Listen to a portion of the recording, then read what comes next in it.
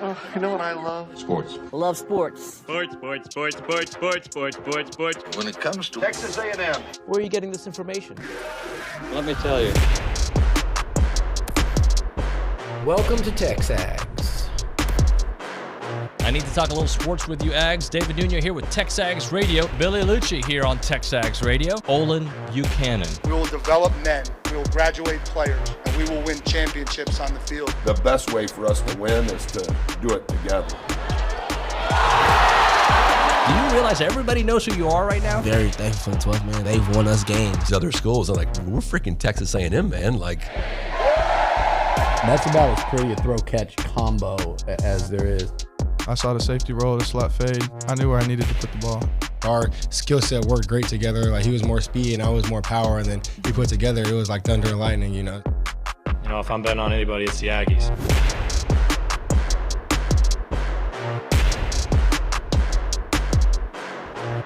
All right, so tonight could erase what happened in the NCAA tournament for A&M basketball if A&M baseball is able to destroy U of H baseball. Welcome into TexAgs Radio, presented by David Gardner's Jewelers, Rollo Insurance Studio, the Go Hour, presented by the Warehouse at CC Creations. Maroon never looks so good with Maroon U.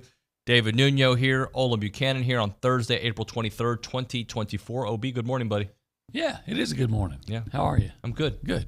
Your hair still looks short. It's been a week, and it still looks like... Well, it's going to take a while. It was cut pretty short. It's going to take a while for it looks to grow good. back out. Yeah. I like when you got the short hair. Looks good on you, buddy. Thank you. Hey, so we'll start off with baseball because they do play tonight. Mm-hmm. I don't know if you know this. They're the number one team in the country. I know that. They continue to win SEC series, sometimes sweeping teams, sometimes just to play away from sweeping teams. Yeah. They're pretty good.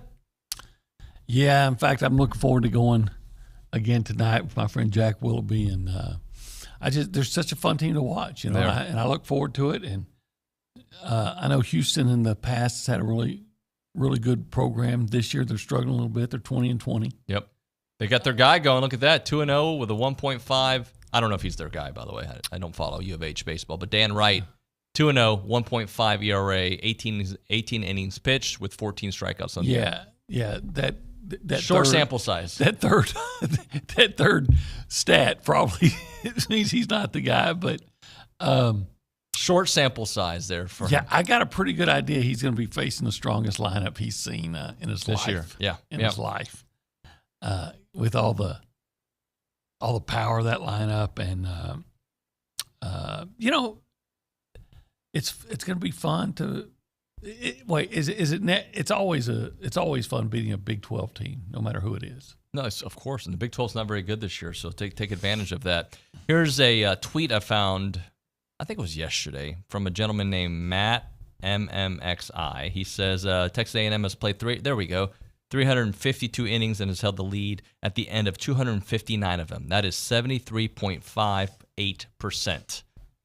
That just shows when they strike, they keep it going, buddy. Yeah, they strike like a cobra. And look, there's some more fast stats. And deadly.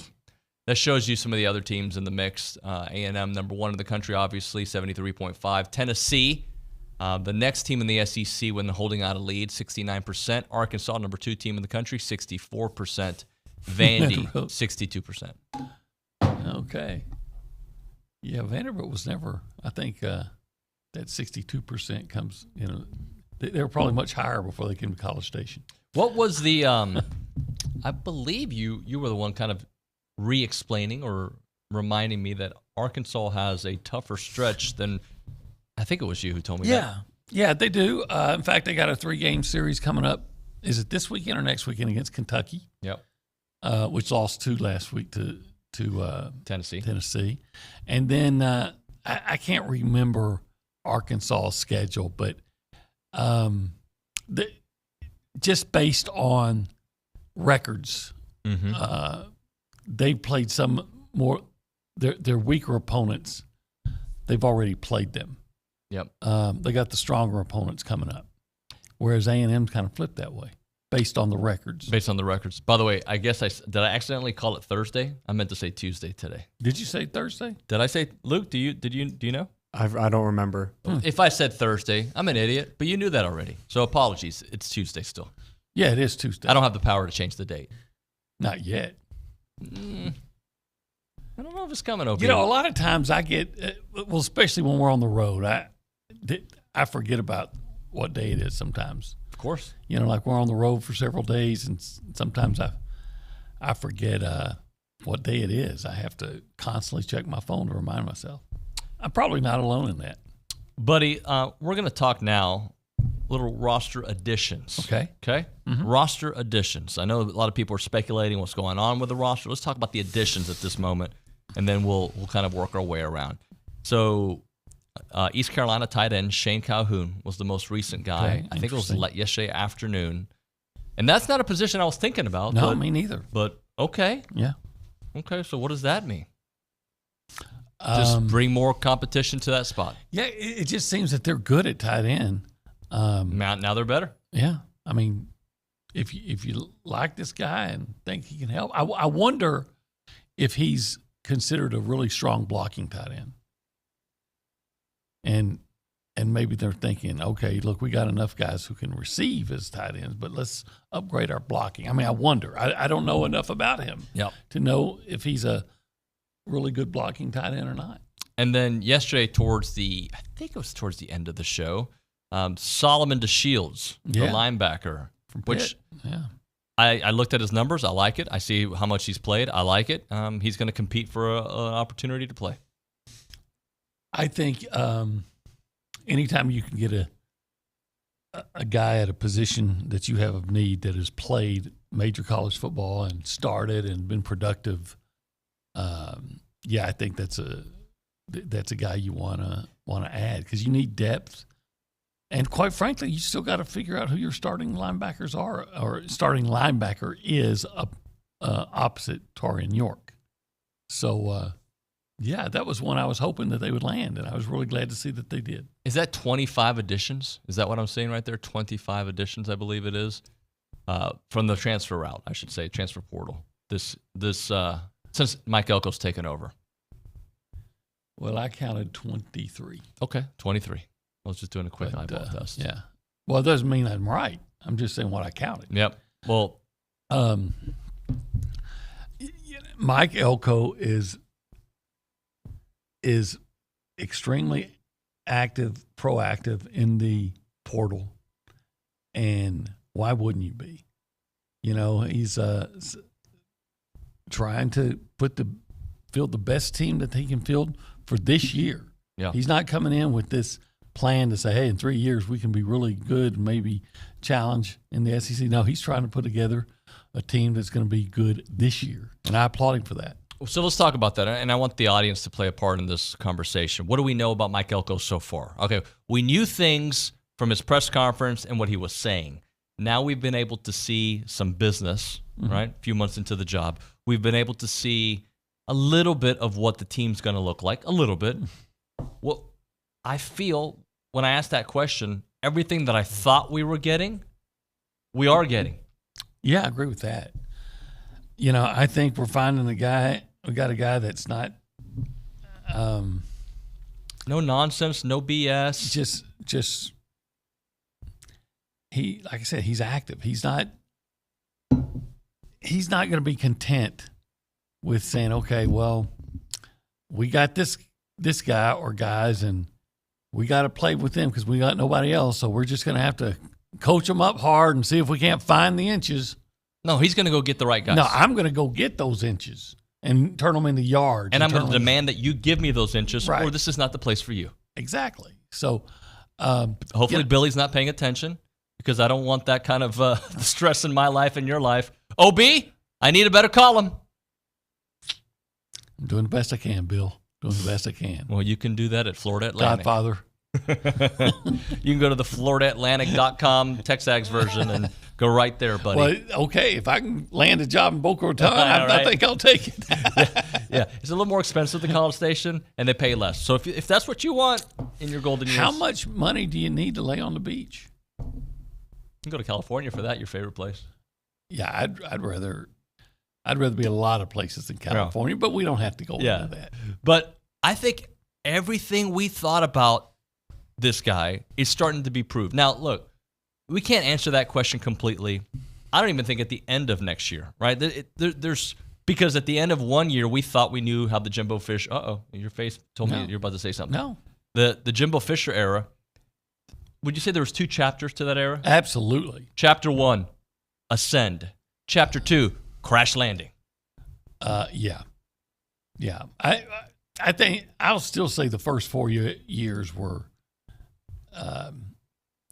good, especially considering the circumstances. You lose your starting quarterback, da-da-da-da-da. Now, we didn't know how good he was or wasn't, but anybody you lose your starting quarterback, you can expect some tough times. Right. So, but then, I think after losing to Appalachian State, it was a steady – it was like watching water swirl down the drain. Now, I did not see Billy yesterday on Feinbaum. I know he was on. I didn't either. I didn't get to see that. I need to go back and watch it today. But one thing I know is I'm not, and I think we did this last year too, OB. I'm not giving expectations at the moment because I don't even know if you can give expectations with most programs in college football right now. The top programs that are traditional, good programs, they're going to be fine. Okay? I think they're going to be fine. We'll find out. We think. But again, this portal chaos, and I don't know if you'd call portal chaos with A&M. There's been a lot of additions, and you got to see how those play out. Some of those additions haven't played out, right? So we got to see how it plays out. That being said, my opinion is only going to get stronger as the year goes on, but we don't know anything yet. We really don't. What I think Mike Elko has done is said, look, where are we good? Okay, here's where we're good at. Now, where are we lacking? All right, let's find out where we're lacking. Let's attack the portal with where we're lacking, and then if we can find good players that are interested to come to A&M that are going to be a good fit at no matter where they play, we'll add those because you can't have too much depth. Yep. And rather than say, okay, we're going to try to recruit harder and develop a guy, he said, no, let's get some guys that can play now. And so, I think offensive line was clearly an area that we can all agree that they attacked. Yep. Linebackers clearly an area they attacked. Cornerback was clearly a position where they attacked. And based on the spring game, which tells you almost nothing, but I came away thinking, well, I thought I saw some pretty decent coverage. Yep. And I expected that to be the case based on who the head coach is and based on some of the additions and just a different philosophy. But we saw a little bit of it. We saw it. Yeah. And I think we saw some of it at practice, and I think we saw some of it in the spring game. Again, though, the question will be answered. Yeah. And I don't even know if the question will be answered against Notre Dame, but Notre Dame will be the day we how much further ahead of the program are we, or are we behind where we thought we'd be? Yeah. I mean, if you can beat Notre Dame in the first game, and I don't think that's out of the question, but if you can, you're going to see the whole country turn around and go, what? What? I don't know if the country will give us props on that one. Even though I've read some stuff today that everybody's expecting Notre Dame to have a chance for the national championship with changes at quarterback and yada, yada, yada. But I think if you beat Notre Dame week 1, what people will say is, well, it's Notre Dame. They really haven't been Notre Dame in a while. They've been a tweener under Marcus Freeman. Yeah. That's what I think the national media will say. So you don't think they're going to have somebody go, Texas A&M is back? No, I don't think so. No, I don't see that. Even though this Notre Dame is going to be a lot better than the 4-8 or 6-6 Notre Dame was yeah. When we heard that about somebody being back. Well, I mean, when will you believe they're back? At what point? It's going to take a while, right? If they beat Notre Dame, I'm going to say, all right, this team is going to be able to beat anybody. Mm-hmm. Now, Notre Dame, we're getting way ahead of ourselves. I think they're going to be a team that is offensively challenged. Their offensive line, which was the strength of their team last year, is not going to be as good. They've got a couple of maybe first-round draft choices that they've lost out of that offensive line. I think they'll be a better quarterback, though. Better? Yeah, I think. Than the kid from Wake Forest? They'll be as good. Can I say that? I think Riley Leonard's pretty solid. I think he's good. I don't know if he's as good as Sam Hartman. I mean, and that's not to be a knock on Leonard. I just don't think he's as good as Hartman. But anyway, So I guess that's Notre Dame's recruiting process now. We're going to North Carolina and find the best quarterback that's available in North Carolina. But anyway, but defensively, Notre Dame should be really good. So if you can, if you can hold up and beat Notre Dame, you're going to be looking at that schedule and say, well, if you can beat Notre Dame, why would you not think you can beat anybody? Right. Yep. All right, let's do this. Let's. If you want to be a part of the conversation, you can do it 979-693-1150. You can text us. You can call us at that number. We'll chit-chat with you. This is Coffee Talk presented by TexAgs Coffee. Beat the hell out of the mornings by going to texags.com/coffee. We go behind the glass and say hi to Nick Savage. Nick, good morning, buddy. Howdy, good morning, y'all. What's on your mind this morning? Well, I'm excited to see Brett Antolik tonight. We heard Schloss mention he was going to make his first career start tonight against Houston, so I'm interested to see how he does. And like you said, OB, it's never a bad thing to beat I still don't think of Houston as a Big 12 team. I have to team, remind myself. But yeah, it's not bad to, at least run the gauntlet of Texas schools and just absolutely dominating them because they've done that up to this point. So we'll see if they can keep that going. And also, by the way, OB, your story yesterday on Nick Schneider, awesome. I recommend everybody go read it. It's on TexAgs free. So go head over and check that out. It's a really cool story, especially the day after muster. So, again, worth a read. You told me you were working on that. It's a great idea. It was a good story. Well, thank you. It's there's a story in the way how I was reminded of it, but I don't need to get into that. I just think I think it's a really poignant story about, and at this time with muster being like Nick said, the day after the muster, but it's just it's a story about a guy losing his brother, but the way Aggies will respond to try to make things better for each other. Right. How we roll, my friend. Let's go to the Angry Elephant News and Social Center. Luke Evangelist, I believe you were tweeting about our top 5 softball team. Yes, I was, and I would love to talk about it. I think you should. In fact, the floor is yours, my friend. Thank you. I want to give a major shout out to Trisha Ford and Aggie softball for not just sweeping Ole Miss on senior weekend, but also moving up to fourth in the latest Softball America poll. Just like Aggie baseball, they're going to have their shot at Houston tonight at Davis Diamond, and then they'll travel to Sam Houston State on Wednesday before having an off weekend, a rare off weekend in the SEC, before they travel to Florida for their final SEC series.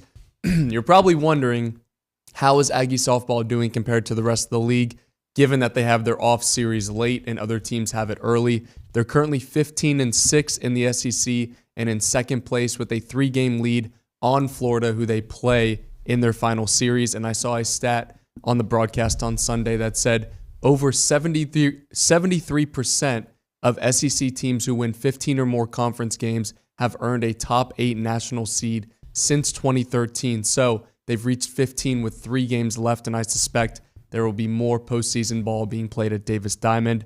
Year 2 of Trisha Ford has Texas A&M on track for their highest SEC finish in school history. The previous best was 4th place in 2017. And right now, if all things go well, they should be looking at a top 3 finish in a very competitive SEC. Well, I'm thinking more than a top 3. I would wonder who. I was looking at those standings. They're only a game behind Tennessee, maybe it looks like they played more games than Tennessee. I wonder who Tennessee still has to play. Yeah. Right. So go out and win a series against Florida, and then hope for bad things on the Vols, and you may be celebrating a conference championship here. Luke, remind me, there was a series, I think it was LSU, where A&M did not win, but they came so close to winning that series. Yep. And I remember Trisha Ford being so disappointed, like, we were right there. And it just shows you how good this team is. They have a weekend, kind of like the baseball team, where maybe things don't go exactly as planned, and then they just take advantage of the next couple of series. It was the LSU weekend. Yeah, I believe they had the lead in 2 of those 3 games late, and they just couldn't pull it out. LSU is a great team. I mean, they were top 10 for a reason, so never an off weekend in the SEC. Very, very impressive what A&M has done. Yep, no doubt about that. What else do you have for us, Luke? I want to give a shout out to A&M Club Baseball for taking the series against Texas Club Baseball. They won games 1 and 3 thanks to Cade Bickham. Was Cade the man? Save in game 1. He got the save in game 1, and I want to pose a question to y'all. How soon until we see Cade starting for Schloss? From what I understand, he might be able to start for Texas. And I'm not talking about the club team. How How does that work? Do club players sometimes make the jump? Do you know stories about that? I don't know, but I think Cade should be the first. Yeah, he should. I know Tomas Romo tried. He was a club baseball player who did the social center, and he tried. You know what? Cade is a very good athlete, so nothing would surprise me there. Yeah, absolutely. Probably the best athlete we have in the office. The real question is, David, when are you stepping in the box to face Cade? I don't think I would do well. I don't think I would do well against a 9-year-old pitching against me. That's not my strong suit. See, some of us recognize who we are, and others just try to compete with people that they can't and talk trash on the radio. I'm not talking trash. I didn't say you were talking trash now. No, I know who that shot was pointed at. Who was that? Me. No, it wasn't at you. You admit you're scared to play me in sports. It's fine. Okay. Moving on. It's time to hit a break. That was an awkward laugh, wasn't it? Yeah, it was. It was a little awkward, yeah. All right. Kathy Griffin, go ahead. Continue on, please. Texas A&M students had their 2024 Legacy Awards night last night, and I want to run through some of the winners. Tyrese Radford won the Distinguished Letterman Award. The Athletes of the Year went to men's basketball star Wade Taylor IV, who, by the way, announced his return for his senior year on Twitter. We'll touch on that more later. And then women's track and field star Lamar Diston was the other athlete to win Athlete of the Year. Anderson Garcia won the Loman Inspiration Award. Jace LaVillette won the Newcomer of the Year Award. And Anaya Smith and Logan Lednicki won the Aggie Comeback Award. How does that work? Why is Jace the newcomer? I'm confused. I have no idea. This is his second year, right? Yeah. Maybe. I don't know.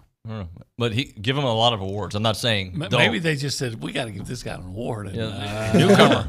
Yeah, he was pretty spectacular as a freshman. So yeah, we'll give him. Anything else, Luke? Shout out to Gavin Grahovic for winning back-to-back SEC Freshman of the Week. You can just go ahead and give him SEC Freshman of the Year. Yep. Yeah, I think so. We'll talk about that when we come back, when we go through some of the performances of the week. Right now, though, let's talk about career opportunities at the Association of Former Students. If you're looking for a reason to move back to Aggie Land, you should reach out to the association. They are the organization that takes care of the Aggie Network. That's what they've been doing for a long, long time, and they're seeking to hire professionals to join their team. And there's openings all over the place, fundraising, former student programs, and much, much more, like marketing as well. They are the premier alumni association and the oldest organization serving A&M in support of that Aggie Network. And they play a part in every Aggie story, from howdy to here. They've been doing that for a long, long time. Don't miss an opportunity to help out with the association's big events like Howdy Socials, Aggie Ring Day, class reunions, Aggie Muster, and everything in between. And remember, you can join a team that exemplifies our core values: integrity, leadership, loyalty, respect, and selfless service, all in support of that worldwide network. If you are interested in joining the team or sharing with someone who would be a great fit, please visit tx.ag/association jobs to apply and get more information on each position.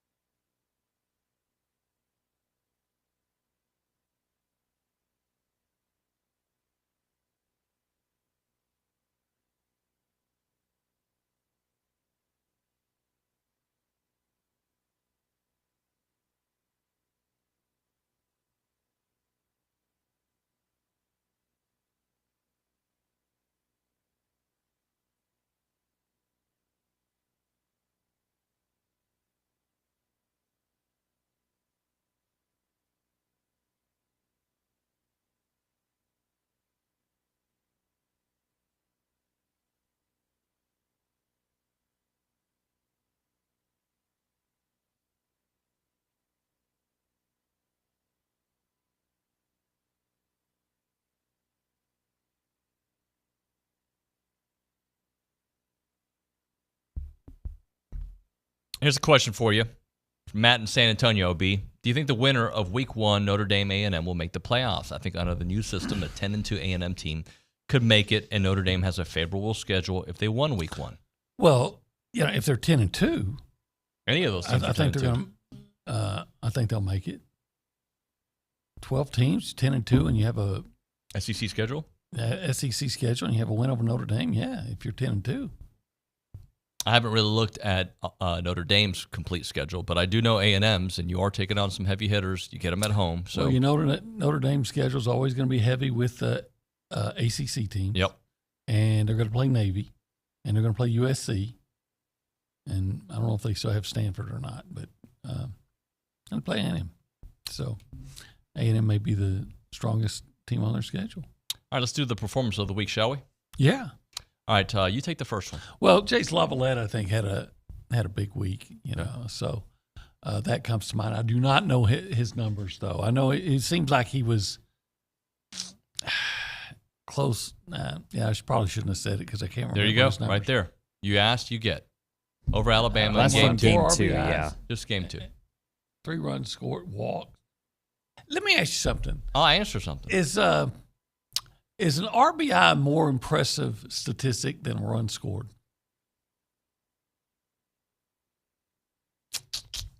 No. I mean equally, right? Yeah. Because you got to get on base. He had. Now they took his stats down. I was about to reference them again, but he had 4 RBIs and then 3 runs scored. He's getting it done on both sides. He is getting it done on both sides. Yeah. Such a great. And of course, Luke just mentioned Gavin Grahovac. Let's do that. SEC Freshman of the Week for the second consecutive time. Look at his 4 games. Batted .350. You had the 1 home run, the 7 RBI, the 7 run score, the 2 walks. Man, well, they're good at the top of the order, especially. Can we do Caden Sorrell as well? I like that guy. Yeah, let's do Caden Sorrell. I like that guy. 4 of 13, 2 homers, 7 RBI, including a grand slam. Grand salami. And 4 RBIs. That was in the 3-game series against Alabama. Yeah, and I understand, and Coach Schlossnagle explained, the issue in left field on the play that led to a run, and it makes total sense. Of course it does, yeah. But he's had such a great glove out in left field. Let's do a football player or 2, shall we? Sure. Who's the first football player you'd pick? The guy that I think, the individual I think that impressed me the most on Saturday was Nick Scorton. Yep, he's on the list. 7 tackles, 3.5 tackles for loss, 2.5 sacks. Could have had a couple more, 2 quarterback hurries. He was fantastic. We know any other great players that wore 11 as a defensive lineman? I think we know 1 or 2. Yeah, I think so. Who you got? I don't remember. Who's 11? I don't know. Oh. I was thinking you had somebody in mind from the 1960s that I couldn't remember. No. What? Here's a question, though, because this is kind of who he reminded me of, just to be that size and some of the moves that he was making. I don't even remember what number Vaughn wore when he was at Texas A&M. Luke Evangelist, you got your jerseys ready to roll? The last 11 as a defensive player that I remember was not a defensive end, but it was a hellacious linebacker from Hempstead, Johnny Holland. 40. Number 40. But maybe they should change his number and put a 40 on. I'm sure there's somebody who's going to text the show, be like a number 11 on defense that's going to pop up, but I can't. Well, again, Johnny Holland was a tremendous linebacker, but he was an inside linebacker. But Nick Scorton was just guys that size. He made some moves that you're just not supposed to make. Can we give Noah Thomas some props here? Heck yeah. Let's give him some props. 7 catches, 82 yards. He had the long for 43 yards and those 2 touchdowns. 2 touchdowns. He had the separation in that game. 2x2. He looked good. He looked absolutely. He really did. And you know what? He caught some balls in traffic or in his well coverage, and that's important. And it's easy to catch the ball when no one's around you. Yeah. But when you're guarded and you're able to maintain that concentration and pull the ball down. Yeah, Noah may just be a number 1 receiver this year. Let's go to the Angry Elephant News and Social Center. We've got Luke Evangelist there who's going to give us a couple more. Give us your thoughts there, Luke. I'm going to go right back to Aggie softball. Kennedy? Not just Well, it's going to be the whole team The whole and Trisha team? Ford, not just one player. Okay, all right. That's too lame. Oh, okay. You don't want to make a... I mean, when they're all playing that well, why not? Yeah, it's hard to pick. So, as we've talked about, sweeping Ole Miss, but that's not even the best part of it. Number 4 in Softball America. I was calling for it last week. I think it's probably going to happen this week. I might have been a week early of them being ranked inside the top 10 in all 4 major polls. So we're going to be on the lookout for that later today. 15 SEC wins. 73% of teams that reach that mark are a top 8 national seed. If they win the Florida series like OB was hypothesizing over there, that brings their chances to an 88% chance to be a top 8 national seed. So a couple weeks ago, we were talking about let Aggie softball host regional. Now in a couple weeks, maybe we're going to be talking about them being number 1 in the country. Love that, buddy. Love that. Yeah. It's legit. I want to win in everything. Yeah, I agree. Everything I do in life, in my teams. I want us to win. I want my A&M should be top 10 in everything. Everything. Say it again. Everything. Every freaking thing. Everything. And baseball's doing well. Track's doing well. We've talked about tennis. Women's golf, women's tennis, men's golf. Softball. In just the second year under this new head coach. Yeah. Again, they weren't top 10, but volleyball went from struggling to being in the tournament. They're on their way, buddy. They got in the tournament in their first year. Basketball was this close to get into the Sweet 16. And oh, my. And you know what? Mike Elko's assembling talent. Luke, let's do one more for you. Yeah, we got to show love to the number 1 and number 2 ranked Aggie men's and women's track team who won 17 events at the Aggie Muster meet to close out their home slate at E.B. Cushing Stadium. Another tremendous indoor season, and now they're on to outdoor, wrapping up their home slate. And yeah, number 1 and 2 in the country. What more can you ask for from Pat Henry? It's going to be great. It's going to be great. Hopefully they can win a national championship as well. It'd be great to get a couple. I'm still waiting for that year when A&M wins about 4 or 5 national championships all in one year across several sports. Including football. Including football and my second favorite sport, equestrian. I have a joke, not a joke. I have a commentary when you do that, what that looks like you're doing. But I'm not going to say it on the air. All right, we're going to hit a break here. Let's talk about Heritage Films for a moment. That's Chance McClain's company. You guys know he's my buddy. And he recently shot a bunch of Aggies. When I say shot, shoot me, with his camera. Sorry. He's not a criminal. No, he videoed. Or I don't think they call it videoing anymore. Well, maybe they do. But he shot video of a bunch of Aggies, 8 guys from Sol Ross class of 74 who all came to College Station over the weekend, and they were honored for 50 years, right? 50 years as being an Ag. And he interviewed all of them individually, told all their stories, and then he put them all together in a group, in a huge panel to talk about their experiences from 1970 to 1974, and his life as an Aggie here at A&M and beyond. And it was an awesome experience for Chance. He calls it hilarious and very meaningful, emotional. And one of the things that he said to me was that it made him jealous that he didn't go to Texas A&M. And that's what he's been talking about for a long time, is like all these people who didn't get A&M at first, once they get a glimpse of it, they love it. And that's why he likes telling their stories, Aggie stories. You're listening to this show, you've got a story as well. You can do that with a Heritage Film, with a group of buddies, with some people from your graduating class, from your golf group, your hunting group, whatever it may be. Chance can tell that story, and he will do it at the highest level out there. He can also do a Yearflix, which is a 20-minute video Q&A form for the younger kids. We're talking benchmark videos, talking about their life at certain stages of their life. You can do that couple different ways. You can call Chance up directly. He'll answer 713-893-8341. Again, that number for Heritage Films, 713-893-8341, or go to yourheritagefilm.com. That is yourheritagefilm.com.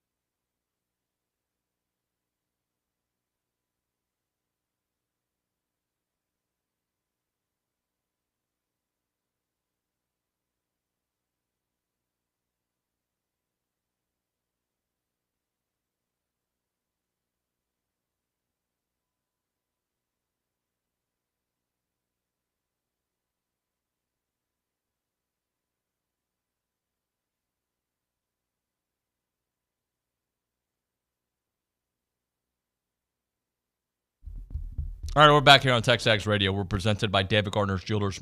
Rollo Insurance Studio Go Hour, presented by the Warehouse at CC Creations. David Nuño, Olin Buchanan. We go to the hotline. We're joined by Charean Williams of Pro Football Talk, of course, an Aggie Hall of Famer, joining us on the program. Charean, good morning. How are you?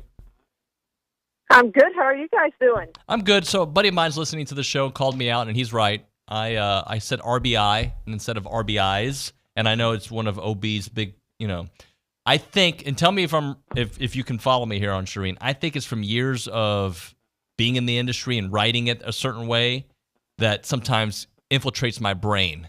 Can you help me out here, Charean? Okay, AP Styles RBI. Runs, batted in. It's not run, batted in, right? Right. It's runs, batted in. There's no S on the end of it. Yeah. It's RBI. Yeah, I think when you break it down into I know what you're saying. I know it's AP style, but of course I don't, I don't trust the AP I don't anymore. know if it's still AP style, but when I was coming up, it was AP style. But I think when you just break it into conversation, well, when you break it down in initials, then it becomes to me, RBIs.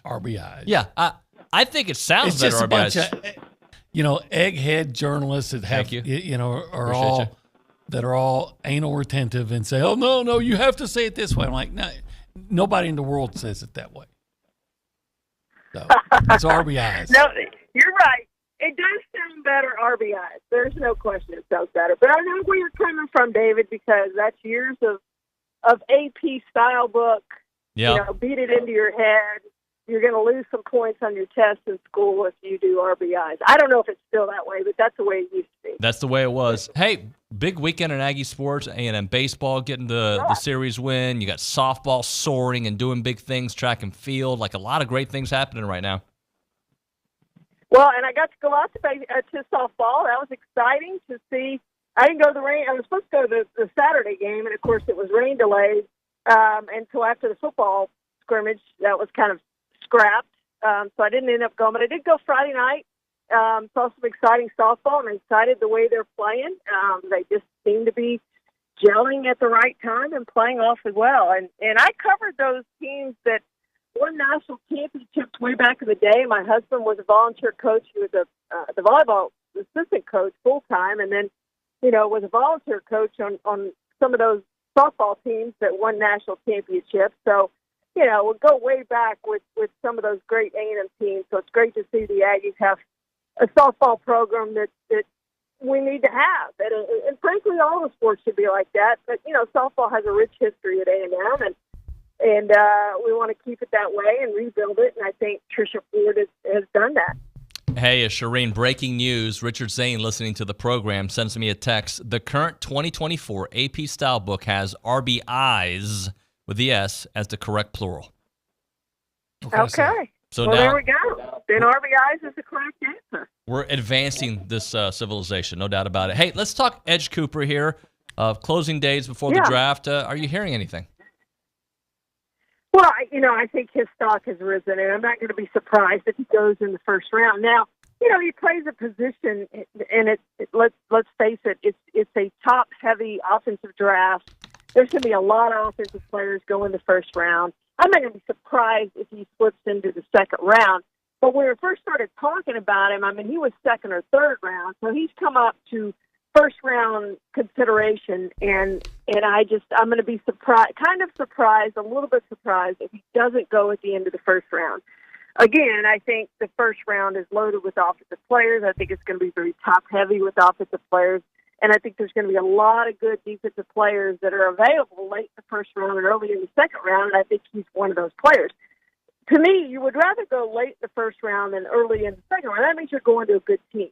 And that's what I think all players want. You want to go to a Kansas City or, whoever it is to have a chance to win a championship. And if you're going early in the second round, then you're not going to have that opportunity more than likely. So at least not for a while. So, I would like to see him go early in the first round just for that.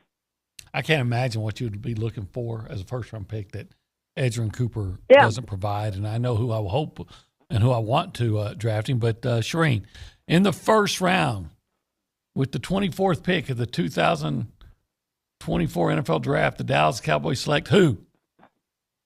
Well, I think it better be an offensive lineman. And if they go receiver, I think that's a good sign that they've moved on from CeeDee Lamb. But I don't know who they're going to have to play in their offensive line if they do that. I know Stephen Jones said last week that they're very confident in some of the young players that they have in the offensive line. But I don't know what you've really seen to tell you that. So to me, it's got to be an offensive tackle or a center. And you've just got to have one or the other, because you've got those two starting positions sitting there, and you got really nobody to fill them other than those young players you were talking about. And maybe you express confidence in them because you know you have nobody else. I don't know. But I would love to see them draft an offensive tackle, and if offensive tackle isn't available, then you go center. Maybe you trade down like they did when they got Travis Frederick and draft a center. Again, I'm not ruling out a receiver, but if they do that, that tells me that they're not giving CeeDee Lamb a new contract, and we may not see him for a long time this year.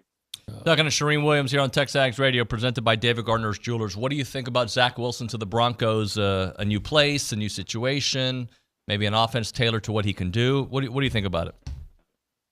Well, I mean, the more quarterbacks you can have, maybe you hit on one and, he gets a second chance somewhere else. And, I mean, there's a reason he was drafted where he was drafted, number 2 overall. So there was something that people liked in him when they took him. But, he obviously didn't show anything with the Jets. But, Sean Payton is the guru, and he knows how to get the most out of quarterbacks. And if there's anything there, anything left in Zach Wilson, he'll be able to find it. So, they need all the quarterbacks they can get. I think they'll probably draft one as well and figure it out. They've got to have, they can't spend a lot of money at that position, obviously, with Russell Wilson. So they're going to be really hamstrung there for a few years. It's going to be young quarterbacks for a few years. So you draft one, you have Zach Wilson, you have the guys that you have on your roster, and you see if one of them can play. I know they like what they saw last year from Jarrett Stidham, and so we'll see if he's the answer. But you have to have a quarterback to win the league. And I look at those quarterbacks, and I'm not sure there's one there. But again, we still have to draft. But I don't know. You just have to have a quarterback to win in this league, win in any league. And I don't see the quarterback, them having a quarterback and scheme and all that coaching can only do so much. I think Sean Payton's great, but he's still got to have a quarterback. And we've talked about this before. I'm just going to ask if you change your mind. So you think the Dallas Cowboys should not be in the market to look for a quarterback? It's an interesting question because, all 3 quarterbacks are free agents after this season.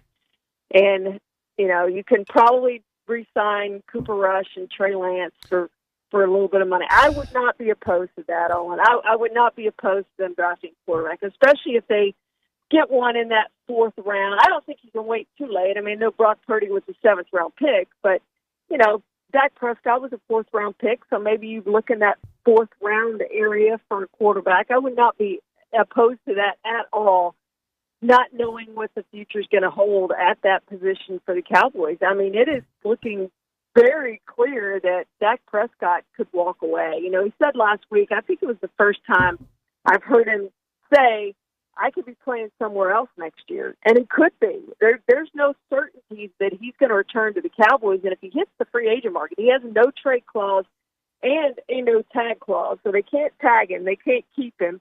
He could decide, it's really up to him. He could decide, you know what, I'm going to go look at the free agent market. Just like the Vikings and Kirk Cousins. Those players never go back to the old team and go, hey, this team's offered this much. How about you match the deal? That just doesn't happen. So if he hits free agent market, more than likely he's gone. So I would not be opposed to them drafting quarterback based on that fact of you don't know what the future is at the position. Charean, I saw an article there on Pro Football Talk talking about Andy Reid's new contract could put him on track to being the winningest coach in NFL history. And it got me thinking, how amazing of a story. A guy who was always touted as one of the best coaches couldn't get it done. Now he's gotten it done 3 times, and there could be more in the future. Where will he land in this, of the great coaches of all time? Well, I think he could end up being number 1 overall. I mean, they've got a chance to do something really special. I did a story for the Super Bowl game program this year on Tom Brady, And at the end of the story, it was, can anyone, and I specifically mentioned Patrick Mahomes, match what Brady did? And, of course, everyone goes that. It's all Patriots-related people, Josh McDaniel and all those types of people. And they're all saying, no. No one has a chance to do what Brady did. But, you look at it, he has 3, as young as he is. He has a chance to get 7. Or more. Who knows what's going to happen? I mean, he's that good, and at the end of Andy Reid's contract, he'll only be 34 years old. If he does like Brady and plays into his 40s, he'll have a long rest of his career to play. So and my point is, you could see Andy Reid being the greatest coach of all time because of the number of Super Bowls that he wins and the things that he does. Because I think he is going to be. He is going to get Don Shula's record most wins. I think that's probably a given based on this extension that he's gotten through 2029. I think he's going to get that all-time record. So he's going to rank up there in the top 3 for sure, but he might be number 1 overall. Belichick's kind of lost a little steam off that number 1 after what Brady did going to Tampa and the fact that he's not getting an opportunity anywhere else. I think we could see Andy Reid the greatest of all time. I find that funny that Belichick's lost some steam because of Brady, not having Brady, and yet Andy Reid will be the best coach ever. Based on Patrick Mahomes? Based on, because he never won one without Pat Mahomes. Yeah, it's a good point. It's a good point. So, he's probably never going to coach again without Patrick Mahomes. So, it does tell you how important the quarterback is. There's no question about that. Again, we go back to that. If you don't have a quarterback, you're not going to win in any league. It's just the way it is. Charean, great stuff. Thank you so much. Talk to you soon. Thank you, guys. See ya. Charean Williams there on the hotline. We'll hit a break here. We'll come back with more. You're listening to TexAgs Radio, presented by David Gardner's Jewelers.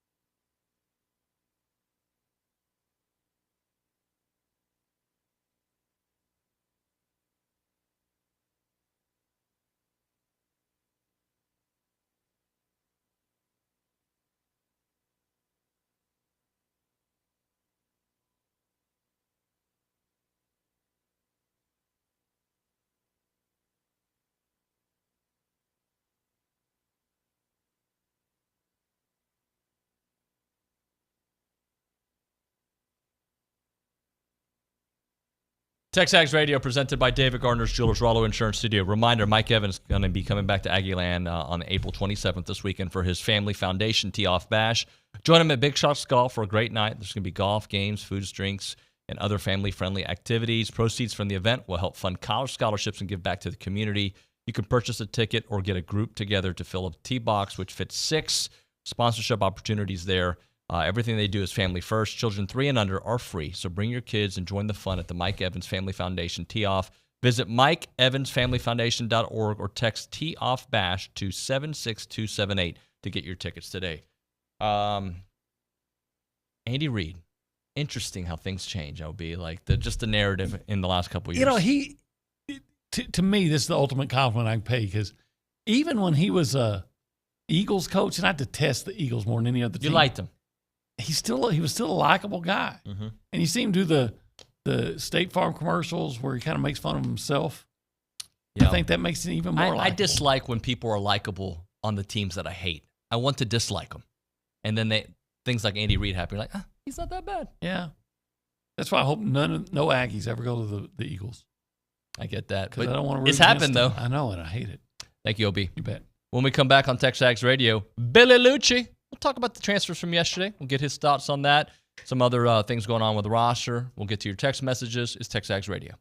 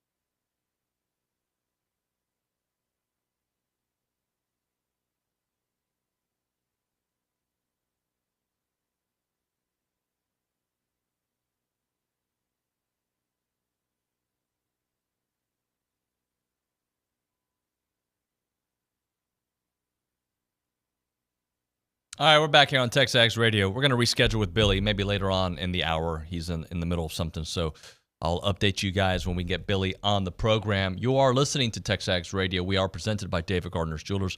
We are here in the Rollo Insurance Studio. Appreciate everybody listening in. Rollo Insurance is the official insurance provider of TexAgs Radio. The difference is real. An independent insurance company built around educating you on exactly what you're paying for, doing the shopping for you so that you can accomplish all of your insurance goals. They can write any form of insurance to anyone in Texas, and they've got several other offices here. But in Texas, they got 54 offices. Their headquarters is on Highway 6 right here in College Station. Call them up, 888-44-ROLLO, or go to rolloinsurance.com. I think I told you guys about a month ago or so, I got a flat tire on my way back from Dallas after a soccer tournament and just called my insurance dude there, Morgan, and he was like, can I come pick you up? Can I come help you? Like, nah, I'm good. That's what they do there at Rollo. Totally local and taking care of their people out there. A couple of different things I want to get into as we figure out the next few minutes. We're going to have Gerrod Chadwell in studio in about, 15 minutes or so. I think we may have Billy after all that, but we'll have to circle back with that. I do want to read a message that came in on TexAgs.com because we were talking about some of these changing landscapes in college football. And, now that we've seen Mike Elko, we've seen him not only through the press conferences, but we've seen practices. And I know you guys have not seen it, but you've seen the spring game, and you've seen the product, and you've seen the discipline. You've read the reports out of camp. Now that you've got all that, how do you feel about the direction of the program? And Calvin on the TexAgs page says, Elko has embraced the new normal, including the transfer portal. Jimbo never embraced the portal. He hated it and left numerous positions bare and without productive game-changing players. So let's take that in little parts before we get to some of your text messages. Interestingly, I sometimes feel like I'm Jimbo in that respect. I'm not saying that.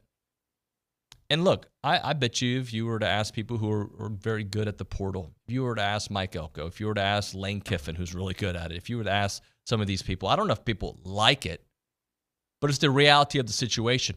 When you have a situation at work, you can pout about it and not do anything about it, or you can embrace it and be like, I don't love it, but we're going to get it done. We're going to figure out a way to get it done. And that's what I think some of the successful coach, as this wild, wild west that we keep seeing evolve on a daily basis, right? The NIL era that started in 21 is different than it is now, right? And the direction that college football is going is going to continue, college athletics in general is going to continue to change. But you are right, Calvin, in the fact that Coach Elko has embraced it with a class and elegance, I might add, by the way, of finding the right people for his system. If we went around the room and talked about, like, we all went to a restaurant, we all have different appetites, right? We have different things that we like.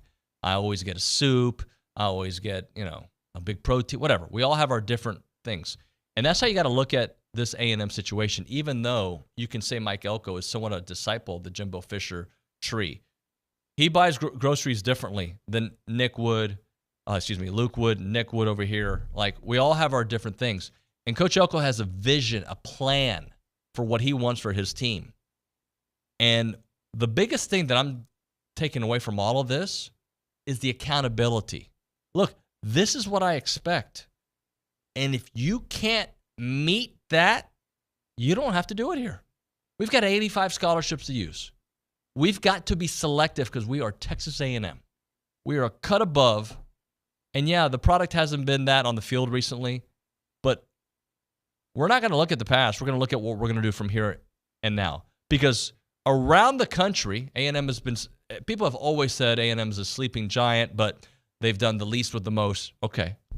Imagine if you do get the right guy. I think we got the right guy in multiple spots, at quarterback and head coach. I believe that. Did I believe it with Jimbo at one point? Absolutely I did. Did I believe it last year? No, I didn't. You can hear it in my comments last year. That being said, I still held out hope because I didn't think they were that far off. I don't think any of you did, right? Like, I don't think we were that far off. Now, you could look at it and say, we're that far off here and here, and if you don't have those two areas taken care of, you're going to lose a lot of games. But I guess the reason I circled back to this is from our conversation with, Billy's about to call in. Circle back to this is because of the Andy Reid conversation about getting the right quarterback and where he is right now. So let's do this. Let's go to the hotline. We do have Billy Liucci. If we can have the guys in the back tell Gerrod Chadwell we're going to be a little bit late, let's go to the hotline and talk with Billy Liucci here on TexAgs Radio. Good morning, Billy. Nuño, what's up? What's up, buddy? I wanted to this morning kind of just, I know yesterday late in the show we started talking about the linebacker addition from Pitt. Then afterwards there was the tight end. There's been some moving and shaking. I just kind of wanted to start off with some of the additions and take it from there.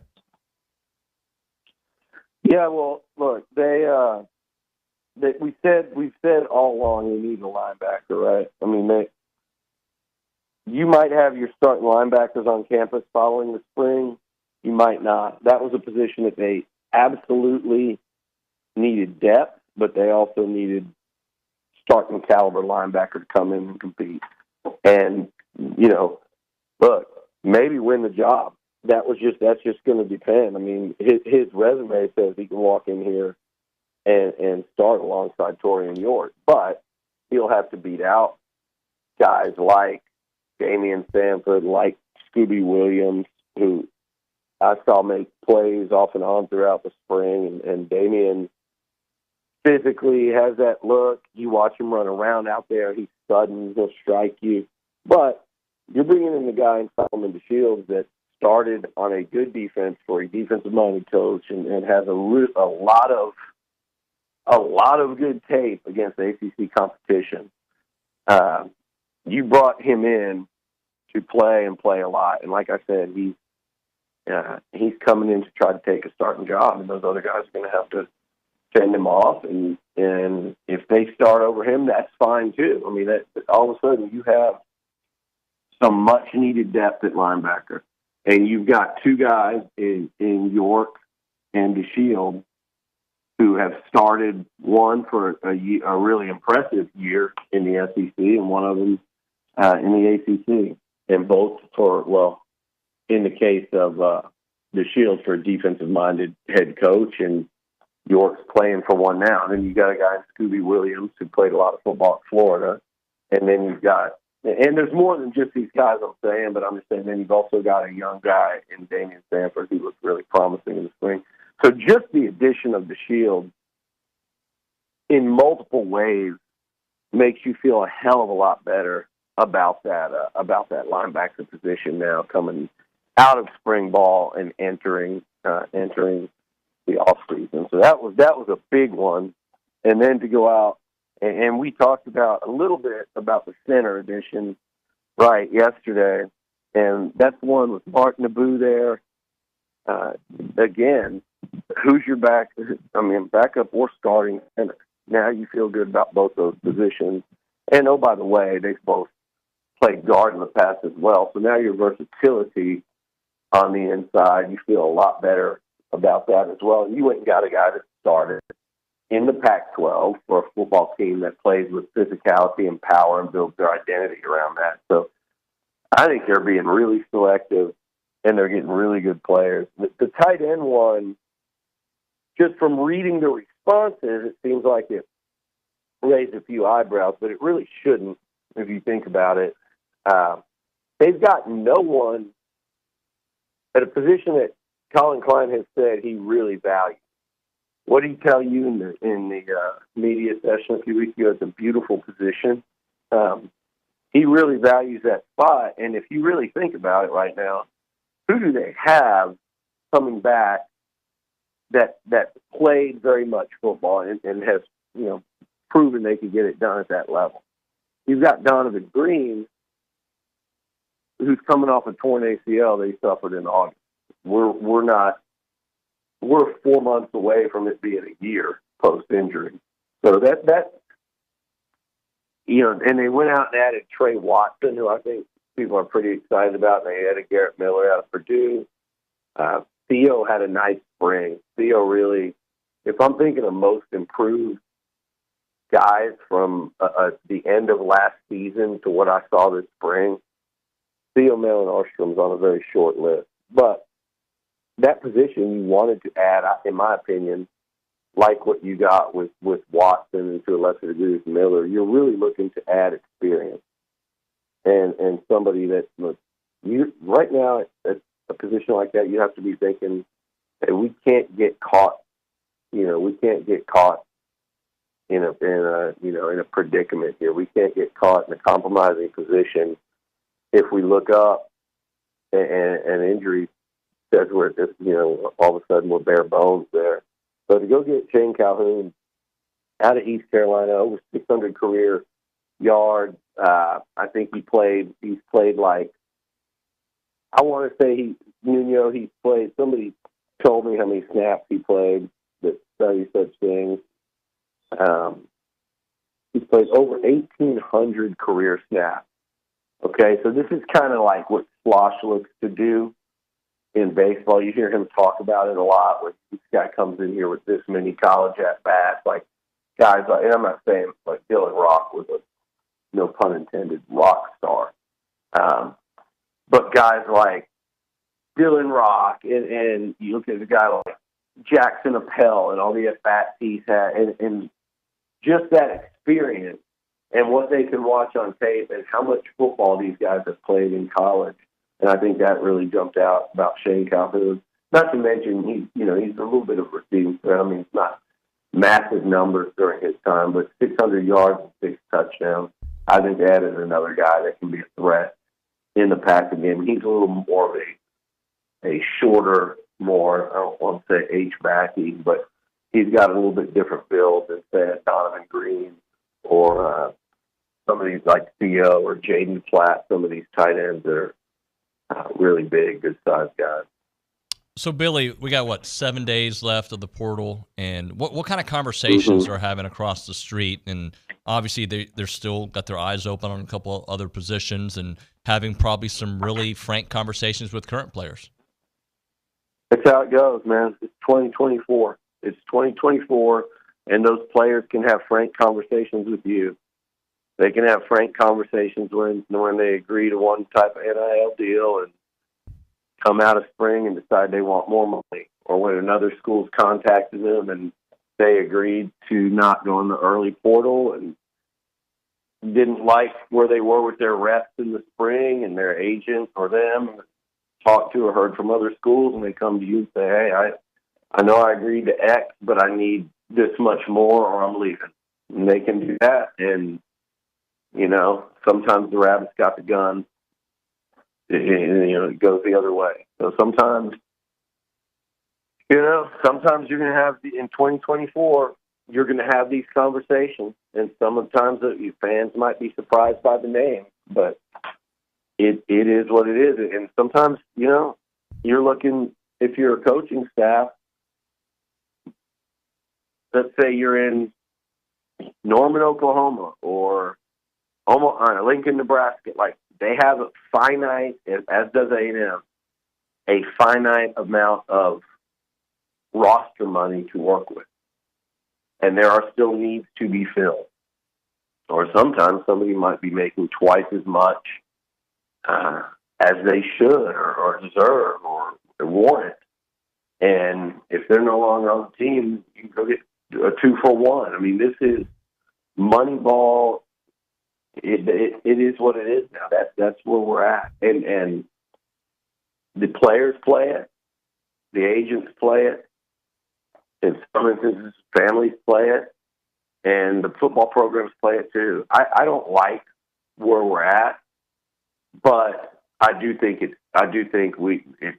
on some level it's got to be a fair environment. It does. And everybody's roster building, and every player is looking for their best spot. So look, for as many guys that are kind of told, hey, we don't see a future for you here. This has been going on in college baseball since the dawn of time. And people don't realize that that's harsh business too. A lot of kids sign out of high school, get to college baseball programs in the fall, and don't make the team. And are told, hey, you're probably not going to play here. You should either go to JUCO, play out the spring and find another place, or we can help you transfer somewhere. I mean, that's been going on since I don't even know how long in college baseball.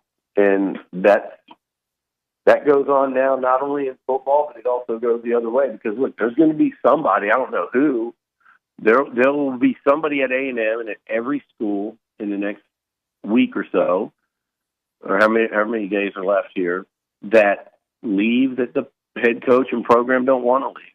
And they're going to have agreed to an NIL deal. And they're going to come in and say, hey, I've changed my mind. I'm going here. And you can't stop them. So that's the nature of it. So you see these guys that aren't on the roster now, you know, and there's some notables. Obviously, Bobby Taylor, Dorian Hinton.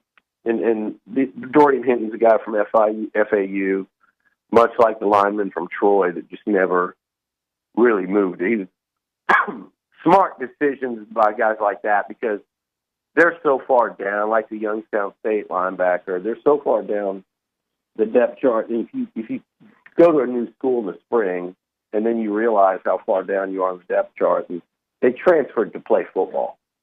And in some instances, it just doesn't work out. So Dorian Hinton will go find somewhere. In the case of Bobby Taylor, I don't know how much injuries played a role in that for him. But the big one right now that's not on the roster, obviously, is Bryce Foster. And I said the other day, a lot of people caught on when I was talking about the center, that's Mark Naboo. He's going to be your starting center in fall camp. And he's the guy that came out of spring as your starting center, and it raised some antennas. I think there was probably a tough conversation had over there. And in Bryce's case, I believe he's not in the portal yet, and I believe he would. His decision will probably have to come. He's not on the roster. That's telling. He will have to probably decide between, hey, am I going to keep pursuing this football thing and play it somewhere else, or am I going to stay at A&M and compete in track and field and try to win a national championship and go on to be an Olympian one day?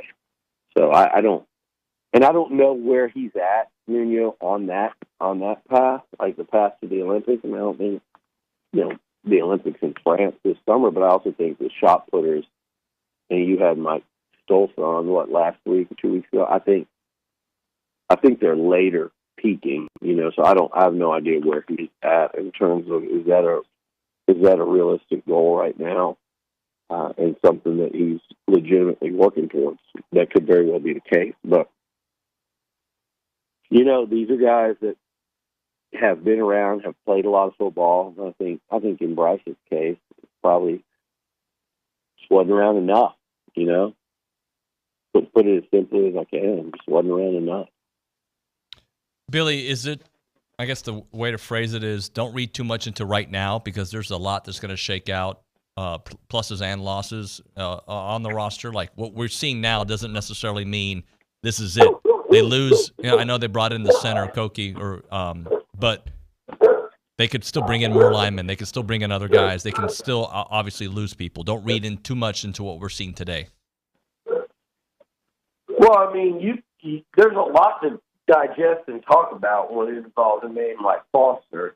And, I mean, if he did decide to continue football, there would be a lot of suitors that would probably offer him quite a bit in the way of NIL. But my question would be, would that change Bryce's, commitment level to or enthusiasm towards this?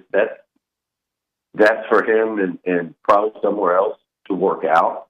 But that's a big deal. I mean, again, I think you're seeing guys. You were talking about some of the same things with some of these players. Like with Bryce, it was always the question of, is it football? Is it track? Does he love football anymore?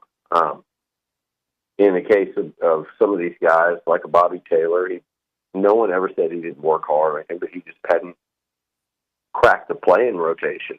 And even last year, we didn't see that. And when you have coaching turnover, and it's kind of the same storyline for whatever storyline that is, and it's back, and you're talking about it again, those are kind of, to me, the guys to watch when you have turnover to say, okay, we're trying to not flip the thing, because, my God, did you see Shamar Stewart out there Saturday? You know, you've got Wigman, you've got, you know, I mentioned Mark Naboo, and he's out there talking to the media after the spring game. I mean, there's Bryce Anderson, you've heard Elko rave about. They're really excited about Dalton. But, you know, I could go up and down the list. It'll take too long. But my point is, to say flip the roster is a little bit extreme.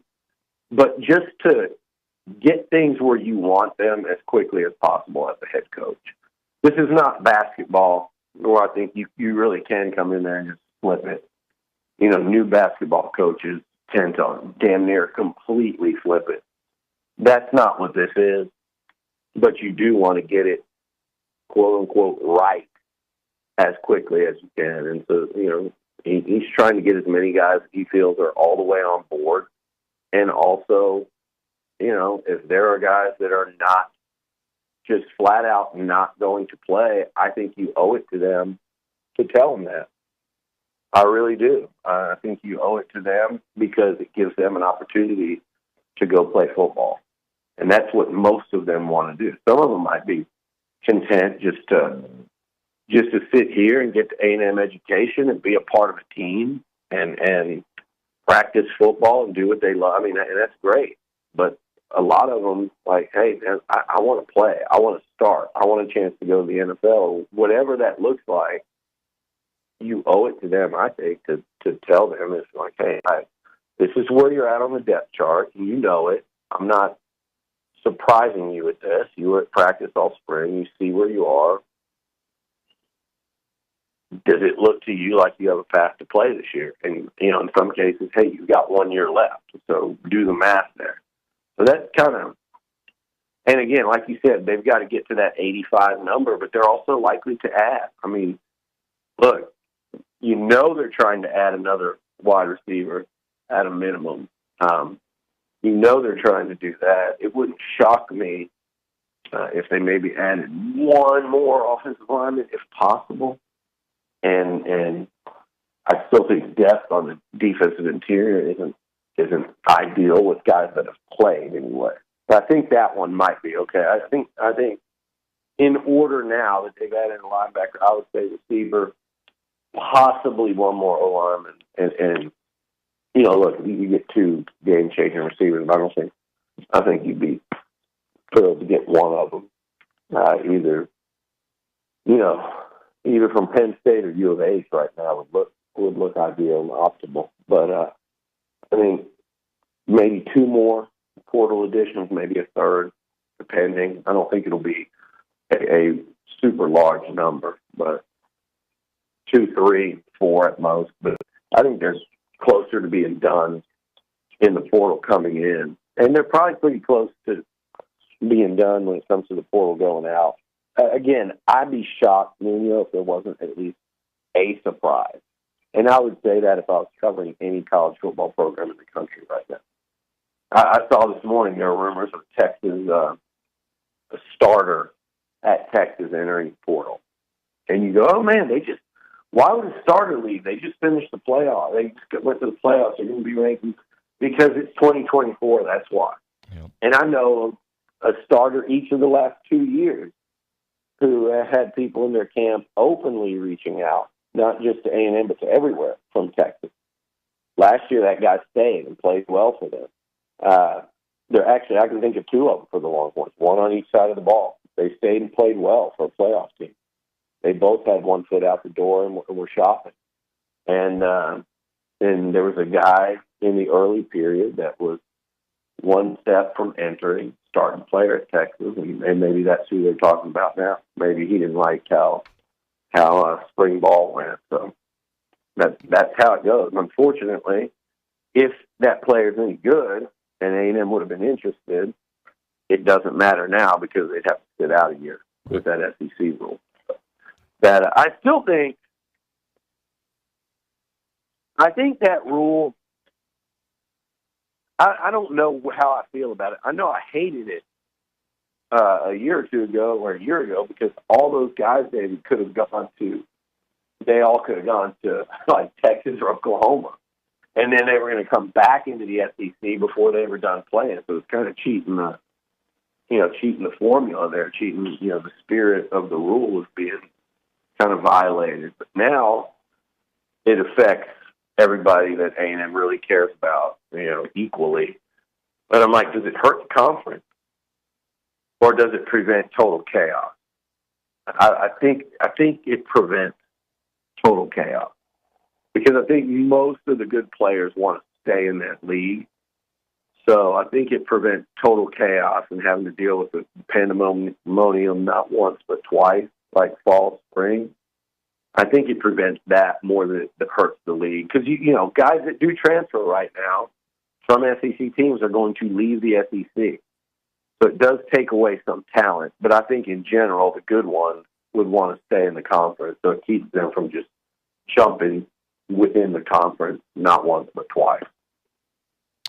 Billy, great stuff, man. Thank you very much. All right, David. Yeah. Thanks. Billy Liucci on the hotline with the latest with the portal and Bryce Foster. So that is fair game for the show as well. We'll hit a break. We'll come back with Gerrod Chadwell. Schulte Roofing, an award-winning roofing company that provides industrial, commercial, residential services to all the places around here. You got Belleville, you got Brenham, Bryan, College Station, Conroe, Montgomery, Navasota, San Antonio, the Woodlands, and surrounding counties. Schulte Roofing is the home of the bulletproof roof guarantee, the industry's absolute best roofing system, roof installation warranty, and 100% satisfaction guarantee or your money back. They've been around for a long time, since 1994. They've been led by commitment and excellence and grown into a top 100 roofing company, proud member of the NRCA, which gives an A+ accredited business with Triple B. They are the place to go. They offer the Roof Shield maintenance program on any roof. And remember, they are the place that has the home of the bulletproof roof guarantee. The phone number is 1-800-4ROOF. Again, that number, 1-800-4ROOF. You can call them directly as well, 936-825-3690, or go to schulteroofing.com.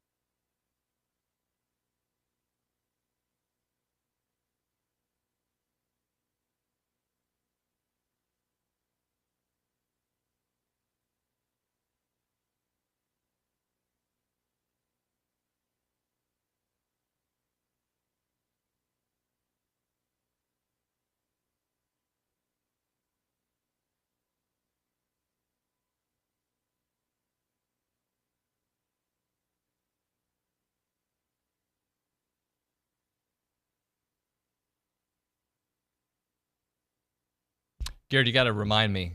Last time you were here, what song was playing? There was something we joked about. I can't remember. Oh, it wasn't like Drop It Like It's Hot, but it was something. I feel like it was something. It was something hip-hop-ish, right? Hip-hop, we went from George Strait to hip-hop. And what is today? Bad Bunny. Little Latino for you, buddy. Man, I can't see that on your playlist. No. It should be, but I get it. Last night, I don't know.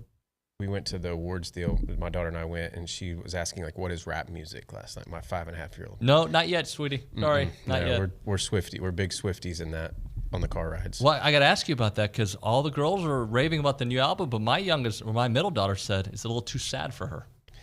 I would, yeah, because it's about, once again, probably about a breakup, right? Yeah, it's all about the whole album. Yeah. So she heard my daughter heard Party in the USA. Yeah, so that was what we were listening to yesterday. Party in the jam. USA. Yeah, it's a jam.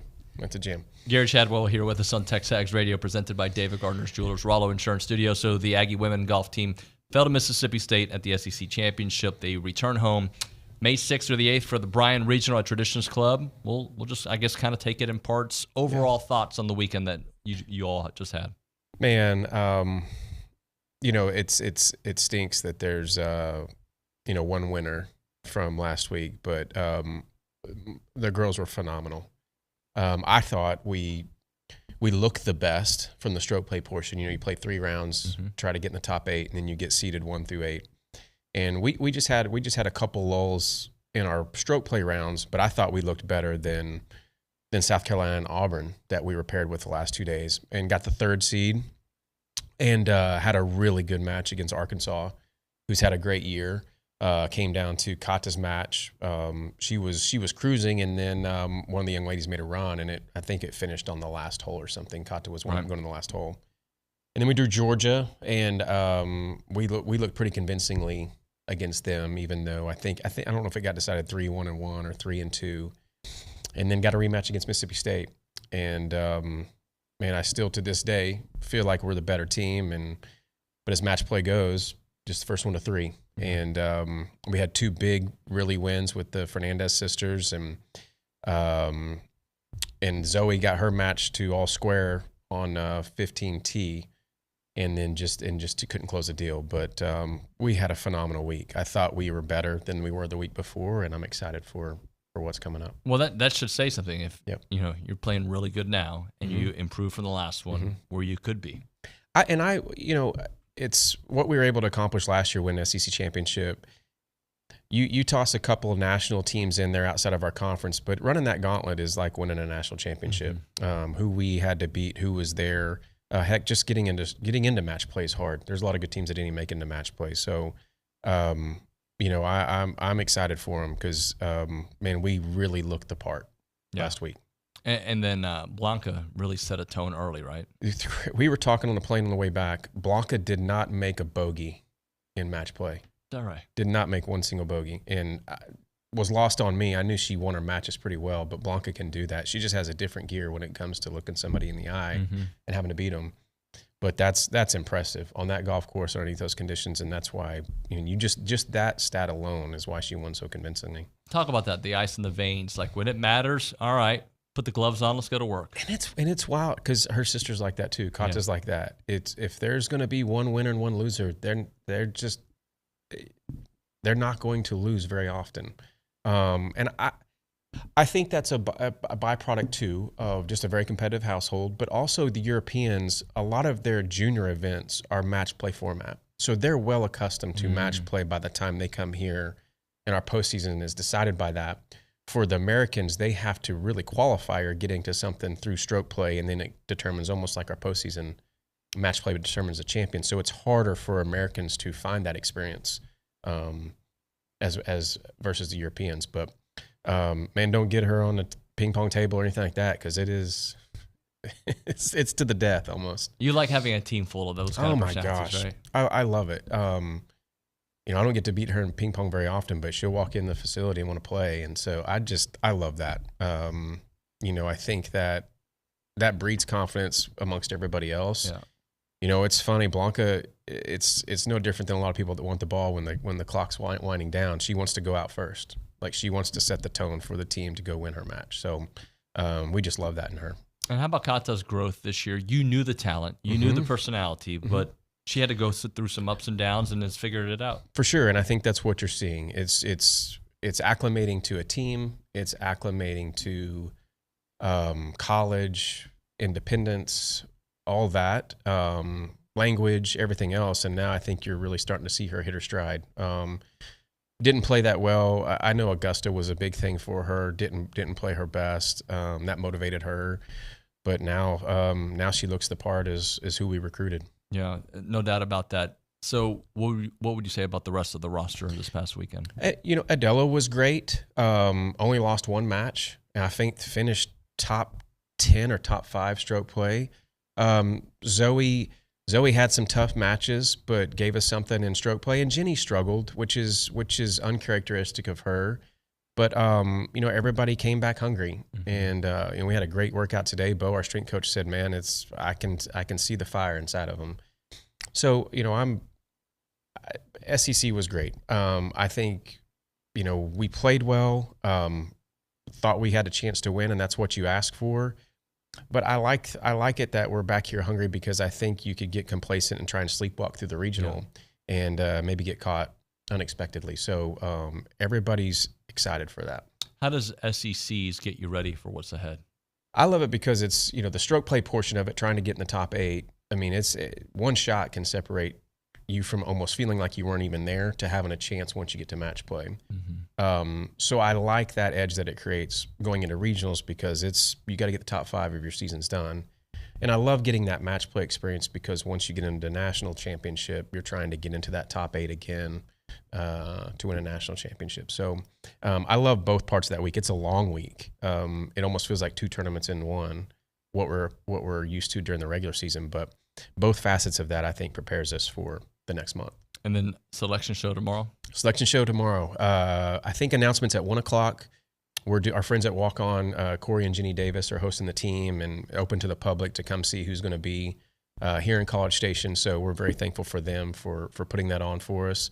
And there'll be 12 teams here, and the top 5 advance to the national championship in San Diego. So wow. Mother Nature looks like it's cooperating really well. We're getting a lot of heat, and we get to sleep in our own beds. Once that selection is announced, all coaches are going to be scrambling for flights and hotels and who's traveling. You're not.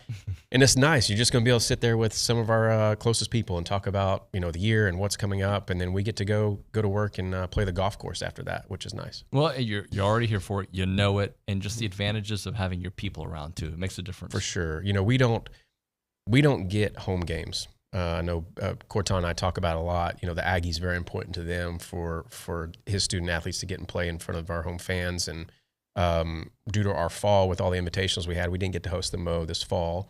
So this will be our one time this year that our young ladies get to play in front of a lot of Aggies. And so at that stage too, for it to determine your postseason fate is even more important. So nice that they get to sleep in their own bed.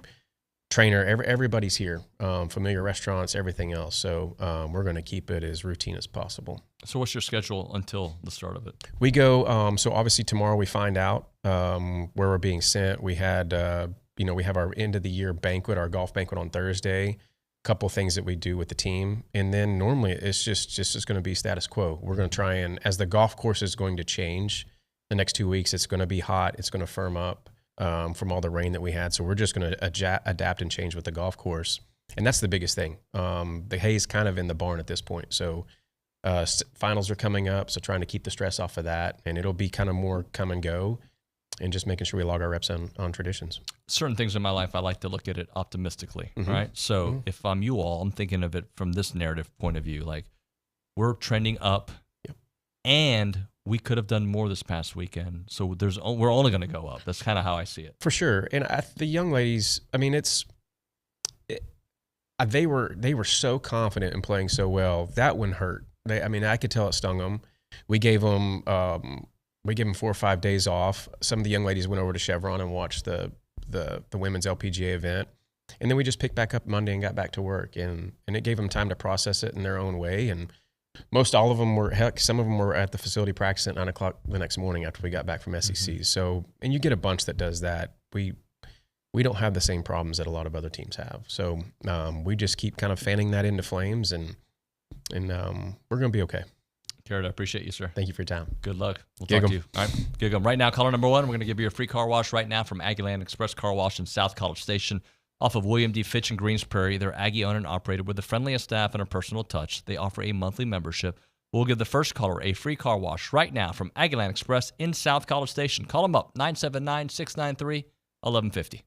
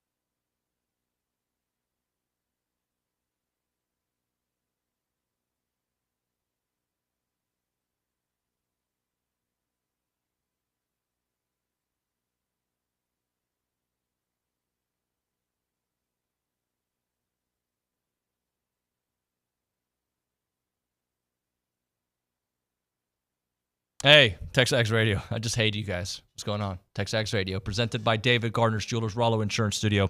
Short segment here to try to get back on the clock. We went super long early, and then it pushed everything back. So apologies to our friends there at Bryan Broadcasting and the CW.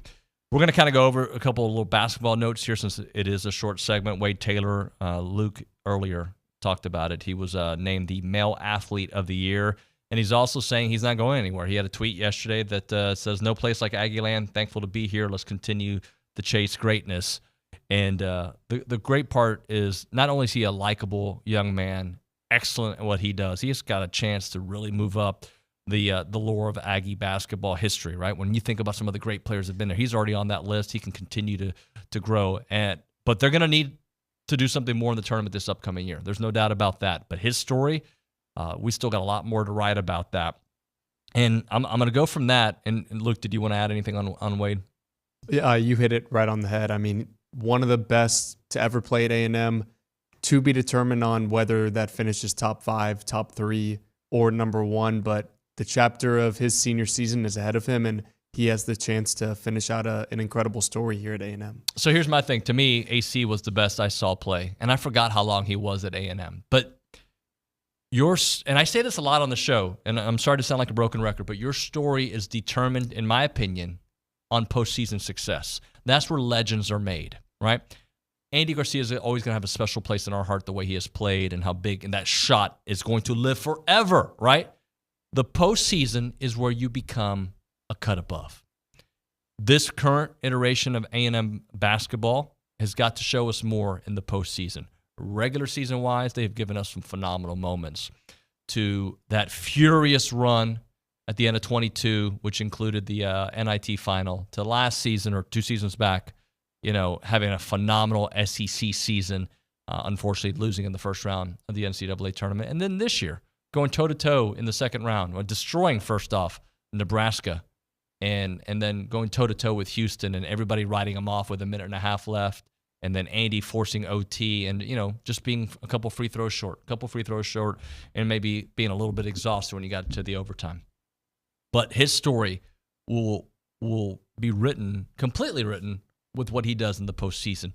And same with Buzz Williams, and same with Henry Coleman, and same with a lot of these players, like what they do. Boots Radford's legacy is always going to be top-notch, right? And hopefully he set a tone and set them in motion for what this upcoming year will be. I say all that because I know that Billy talked about it yesterday, that they're in the mix for a bunch of dudes on the portal.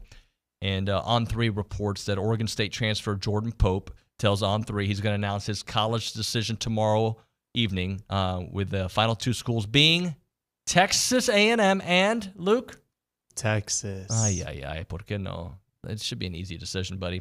This is from the tweet from On3. The 6'2 sophomore led Oregon State in scoring this season at 17.6 points per game, 3 assists and 3 rebounds. Played high school ball at Prolific Prep Academy in California.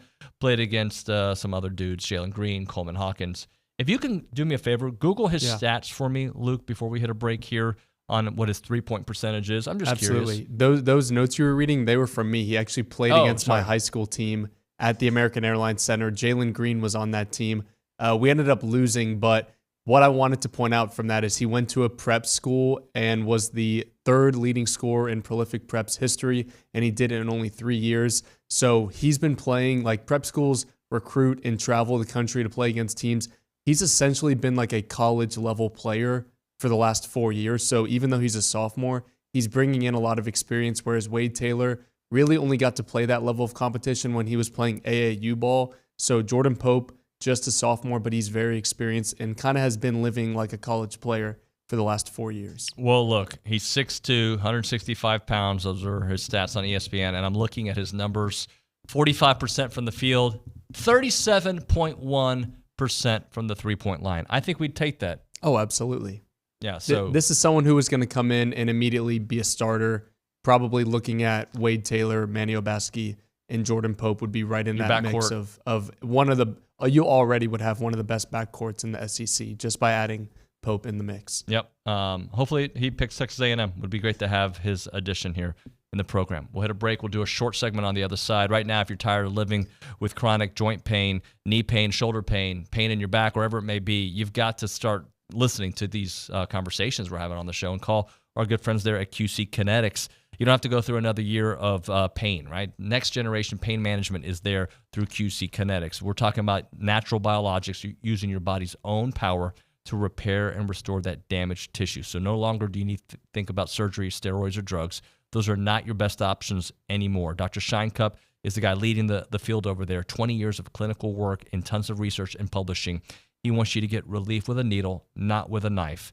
It is a revolutionary approach that can get you long-term relief with no downtime. What you got to do right now is listen up, memorize the number, write it down, type it into your phone, tell Siri to type it in for you. Call up QC Kinetics right now. 979-452-6000. QC Kinetics, 979-452-6000. That's 979-452-6000.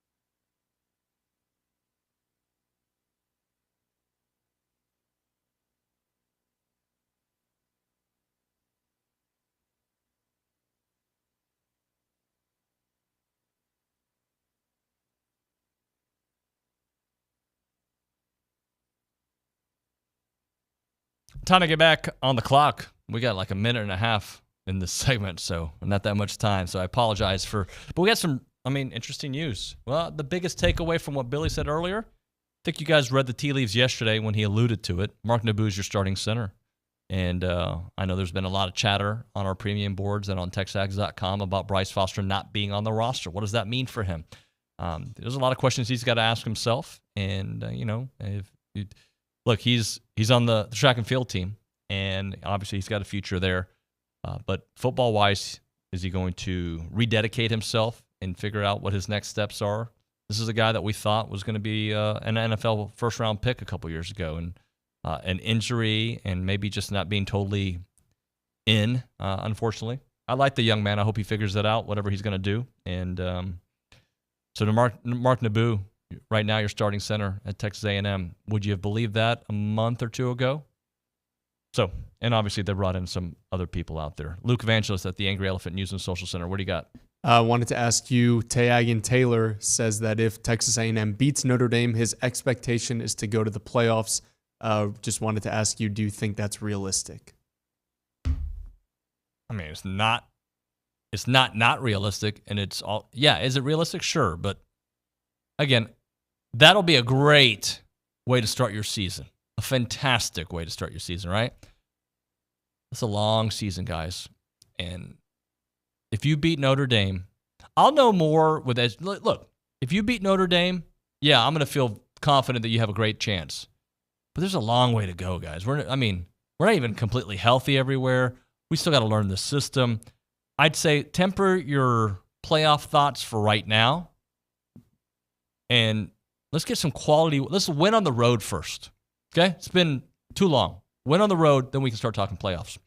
All right, when we come back, Tom Hart on TexAgs Radio.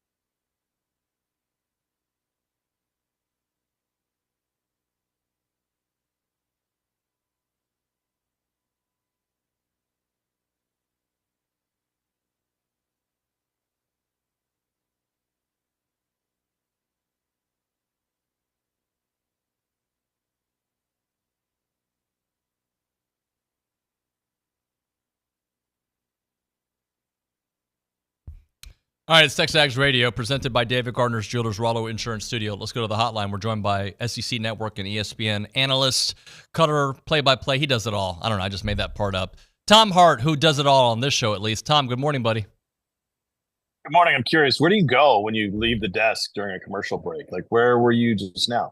I was sent to the principal's office for some things I said on the radio. No, I'm kidding. I just went and filled up my coffee, my TexAgs coffee, where you can get it at texags.com/coffee. That's what I went to go do. Now the world knows. See, I'd peel back the curtain just a little bit. I think viewers, they want to be involved in this kind of stuff. They want to know. Well, I want to be involved in your tire situation because I had a tire situation of my own recently, and it was, I heard something like, that doesn't seem right. And I was driving for a little bit, and it didn't work out well for us. I saw your picture. You heard it explode later? Is that right? Oh, yeah. The car was parked. I was driving on my wife's car, and I was like, I got to get some new tires sometime soon. But it was parked in front of the house, and I hadn't driven for like 2 hours, and the tire just randomly exploded. And it was so loud. I live on a cul-de-sac that 1, 2, 3, 4, 5 different neighbors came out. Everyone came out in the middle of the street and went, what was that? Like, are there teenagers playing with M80s down in the, in the sewer or something? We didn't even notice it. We didn't even notice it till the next day. I was leaving that night to go on the road. Didn't think about it. The car wasn't going to be driven for a couple of days. Totally blew out the sidewall. It was ugly. I think it was feedback I got because, if you're not an expert on Twitter, where are you an expert? Right. I believe that perhaps it was overinflated and there was some tire rot inside and temperatures warmed up. It was about 85 degrees that day and it expanded and then poof, just gave way. Huh. When's the last time you changed a tire? Man, that's a great question. First of all, I want to make it clear I can change a tire. Yeah, I know and I have changed a tire. The last time I had a flat in a scenario where, hey, looks like I'm going to have to change the tire. I was leaving the airport or getting ready to leave the airport, and I was in a rush, and I realized that they have courtesy, tire changing service and like automobile help. So I called the number. I started getting everything out, started changing the tire, and the guy showed up, and he was a pro. Like, why would I get in his way? But I think I do have the answer to that question. The last time I changed a tire would have been about 23 minus 6, probably 2015, Thanksgiving weekend. We were driving we had a Tennessee, no, take it back. We had Memphis, Houston on that college football Friday on ABC, afternoon game. That game got some headlines because that's where Cole cornered Tom Herman and pushed him on whether or not he was taking the Texas job. I don't think they're really friends since that moment. And then me, Cole, Andre Ware, my stat guy, my spotter, Chris and Greg, we pile into a Yukon to drive to Vanderbilt for Tennessee and Vandy. And as we're going down the interstate, Cole's driving, the warning light comes on, tire low. And I was like, hey, man, you might want to, we might want to pull over. I don't know. He's like, nah, we're making good time. And he just keeps flying down the interstate. Sure enough, boom, tire gets shredded, ripped completely off. We end up that afternoon, changing the tire on the side of Interstate 40, the 5 of us. So good times. The reason I bring it up is I had a tire situation a month ago, and I was going to change it, buddy. It had been 20 years. And the lack of reps. But you're motivated to? You wanted to? I wanted to. Side of the road. I'm with my youngest daughter. It was getting dark. I was a little worried. And thank goodness a TexAgs listener drove by and helped me. But I was committed to doing it myself. And I got it up. And, I was proud of myself. I hadn't done that in so long. And I was like, I had a hard time with the studs. I couldn't get it off. I couldn't get and it turned out, idiot, you don't raise the car first because then it makes it harder. So I went through that whole process. All right, let's talk some baseball because I don't know about you, but I really love SEC baseball at the moment. In fact, it's my favorite thing in the world, the way A&M baseball is playing. Even when they don't sweep, they come so close to sweeping, my friend. Yeah, that was a great Friday night against Alabama. That's a really good Alabama team and a really good Alabama program. And if you're into SEC baseball, the drama of it, the personalities of it, there was a lot going on last weekend. And coming up with Georgia coming to town, you'll see a guy in Charlie Condon having one of the best offensive seasons I can ever remember in the SEC. All right, he leads the nation in batting average. He leads the nation in home runs, everything that comes with that. Leads the country in slugging, leads the country in hits. You know, he's turned himself into a bona fide top 5 pick. And this was a guy who showed up in Athens, Georgia a few years ago as a true freshman who was a little too skinny, had to put on some weight, had to get in the weight room, and they redshirted him. I mean, talk about believing in yourself and working towards a goal. And he was cool with being redshirted. And now he's going to likely win the Golden Spikes Award as the best player in the country. So you get to see him at Bluebell Park this weekend, which is absolutely amazing. I don't know how you pitch to him. I really don't. He's got good enough guys around him where you can't totally just put him on base or pitch around him because he got guys that can hurt both in front of and behind him. But I haven't seen his season offensively is similar to what I think comparable to what we saw from Paul Skeens on the mound last year. I mean, it's just otherworldly. And then I did have some drama in Vanderbilt. Florida was playing at Vandy. Jack Caglione tied the NCAA Division I record, 9 consecutive games with a home run. He's just a monster. Like, his muscles have muscles. I don't know what he would be doing if he wasn't playing baseball, but he could get the lug nuts off with like his bare hands. I think he could just twist them off. So he hits home runs in 9 consecutive games.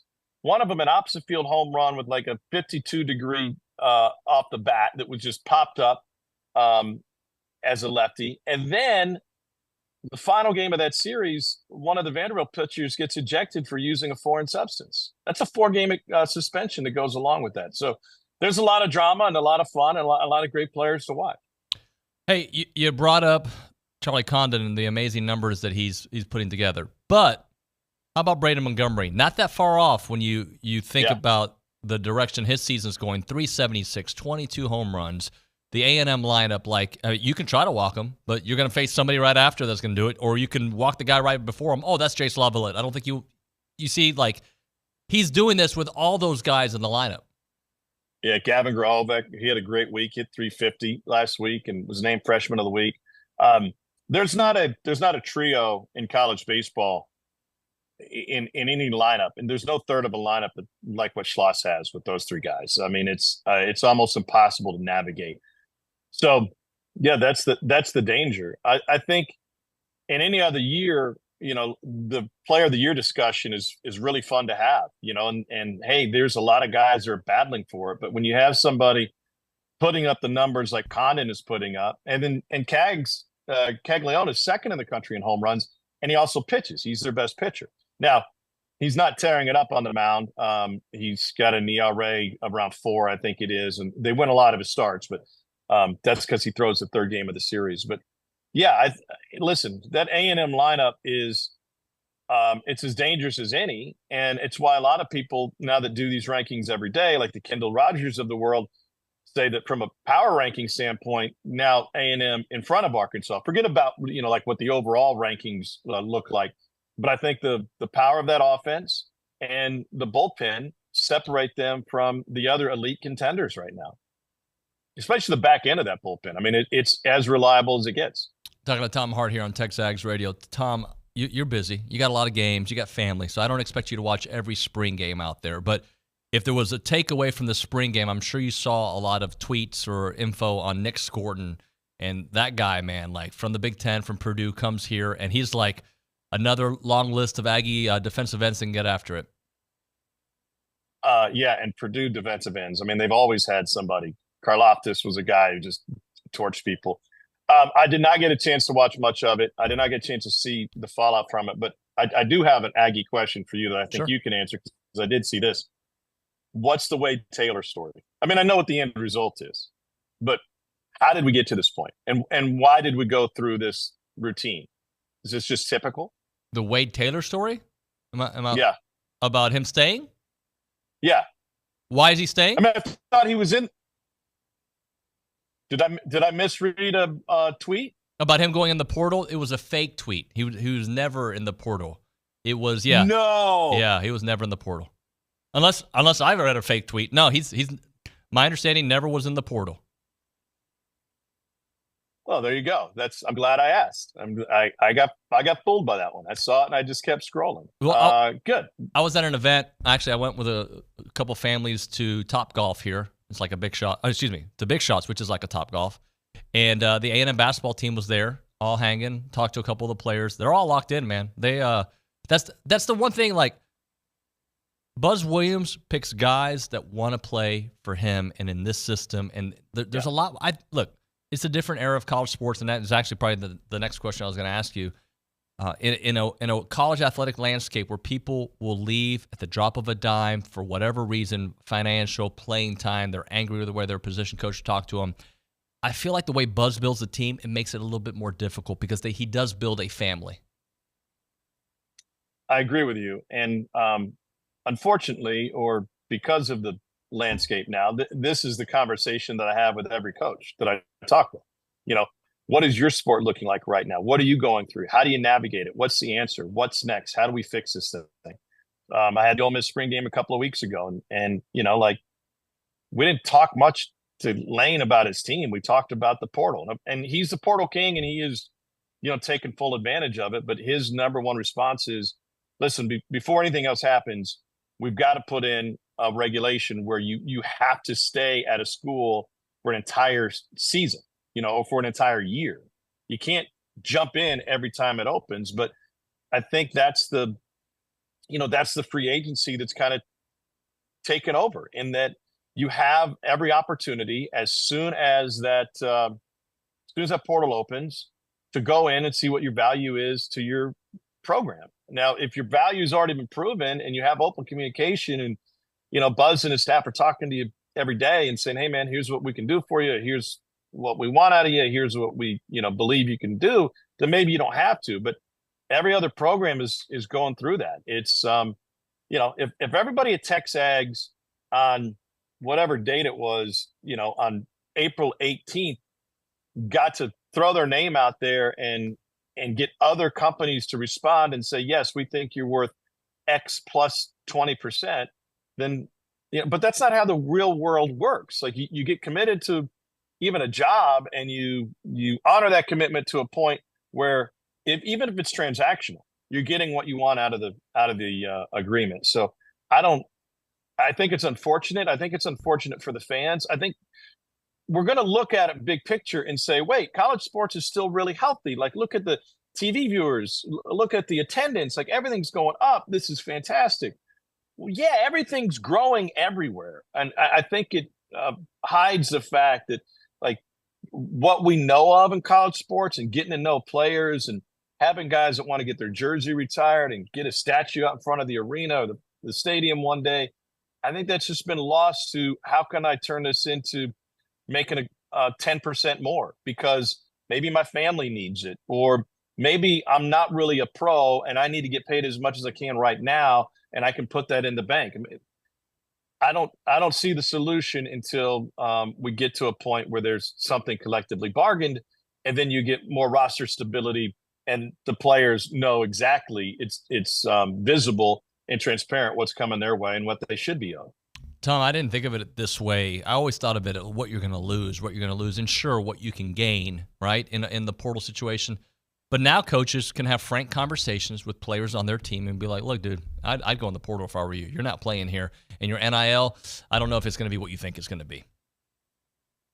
Yeah, I think those conversations, I don't want to say they were always had, but they were had with a certain segment of your roster. The exit interview at the end of the season was, hey, man, I'm just going to be honest with you. Like, we got 5 running backs in front of you. Or sometimes you just obfuscate the truth and say, bro, we could really use you. And that guy's languishing as a 6th running back and is unhappy the entire next season. But no, I think good coaches are honest with their players about where they stand and what they need to do to make a move. But to your point, the general population sees all these numbers in the transfer portal, and I think the first thought with a lot of fans is selfish players, when the reality is, there's probably an equal number at the bottom half of that portal where those coaches said, "Hey, you had a nice run here. We need to make space for new guys." I mean, I just saw some tweets last night about what the A&M football roster looks like, and there'll be some guys going on the way out, and they'll be making room for others on the way in because they're trying to add value. Your coaches are always over recruiting who they have. I mean, it doesn't matter, who your quarterback is. You always want to try and find a better quarterback out there, and you depend on that guy to win the competition and keep the new guys off the field. What have you heard about how Lane goes about the portal? Obviously, he's got the nickname. He's got the people. Harry Parrish Jr. recently, I'm going to say he's going to go to Ole Miss. What is the secret to the way he does it? Well, he's very transparent with everybody involved. The Parrish story is really fascinating. You go back a couple of years, it got to a point where, he lost his running backs coach to Miami. And he said, I told the guy, hey, grass may not be greener, but if you want to take the job, fine. Just don't take anybody with you. Like professional courtesy, you go, but don't take anybody from this roster. He left. Parrish followed him out the door. A year later, that running back coach returns and says, man, Miami wasn't what I thought it was going to be. And then Parrish returns. Like whether that's a package deal or not, it wasn't a coincidence that there was, both exit and reentry from the same school back to Ole Miss. But he's very transparent, and it's becomes a transactional relationship, which, I've had parents and players tell me that Nick Saban was transactional in a way, and Nick would talk about it openly. Let us as a staff create value for you, and you in turn create value for our program. That could be, deemed as transactional. But I think he's just very open with everybody. He treats his quarterbacks a little bit differently, and those relationships have a little bit of depth, obviously, because he wants guys who can start for him for multiple years, like he'll get with Jackson Dart, like he had with Matt Corral. But I think otherwise it's, hey, man, we need better receivers. We're going to go get Juice Wells from South Carolina. We need another running back. We're going to go get Logan Diggs from LSU. And if you don't want to lose your playing time or you want to earn your NIL, compete. Go out there and do it. But the one thing, David, you'll be fascinated by this. The one thing he did this spring, or didn't do, is he never put out a depth chart. Not only did not put out a 2 deep, they never played good on good. They never scrimmaged. And there was a couple reasons behind that. One is the modern college football where, hey, you don't need to be Bear Bryant and have 3-a-days and tackle every single drill. But the other one was, if we don't ever line up ones versus ones, then no mom, no dad, no uncle, no player is saying, what do you mean I'm the 2? I should be the 1. If I'm the 2, I'm out. They never gave them that opportunity. Because players know, like you line up and go one-on-one, players know where they stand. That was one of the motivations for the spring game that they had, which was just kind of a carnival as opposed to a game. It's brilliant. It really is brilliant when you think about it. Like, I know if we all want, who's the starter?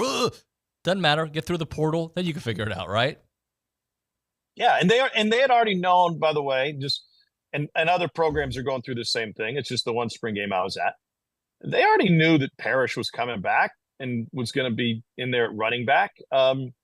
They knew what that depth chart was going to look like in the office behind the sliding doors that nobody else can see come Monday after the spring game.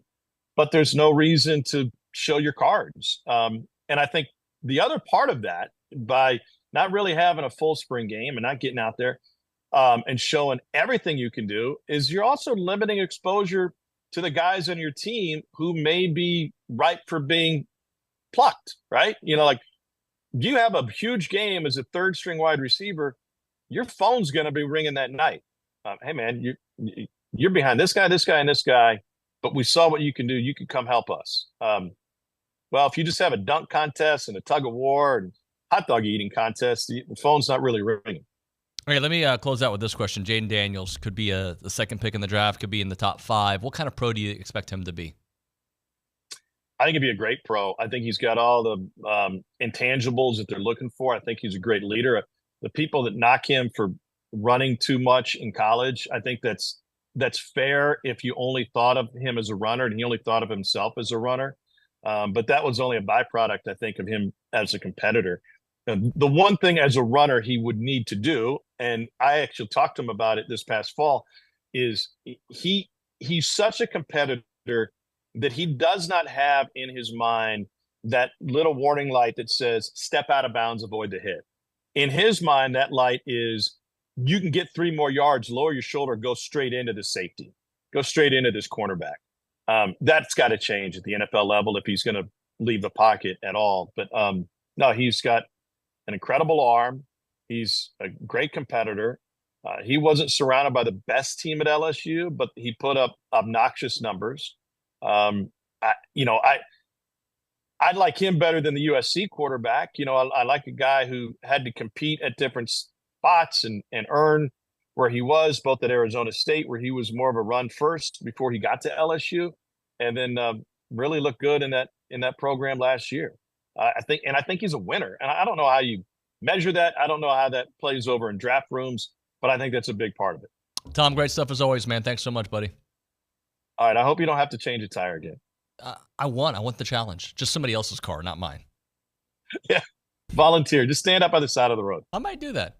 Thank you, brother. Take care. See you, bud. All right. That's Tom Hart on the hotline. We'll come back. We're going to go through some 32 prospects and CBS's rankings. We're in a certain Aggie ranks on that. We'll talk about that. We'll get to your text messages and your phone calls. It's TexAgs Radio, presented by David Gardner's Jewelers.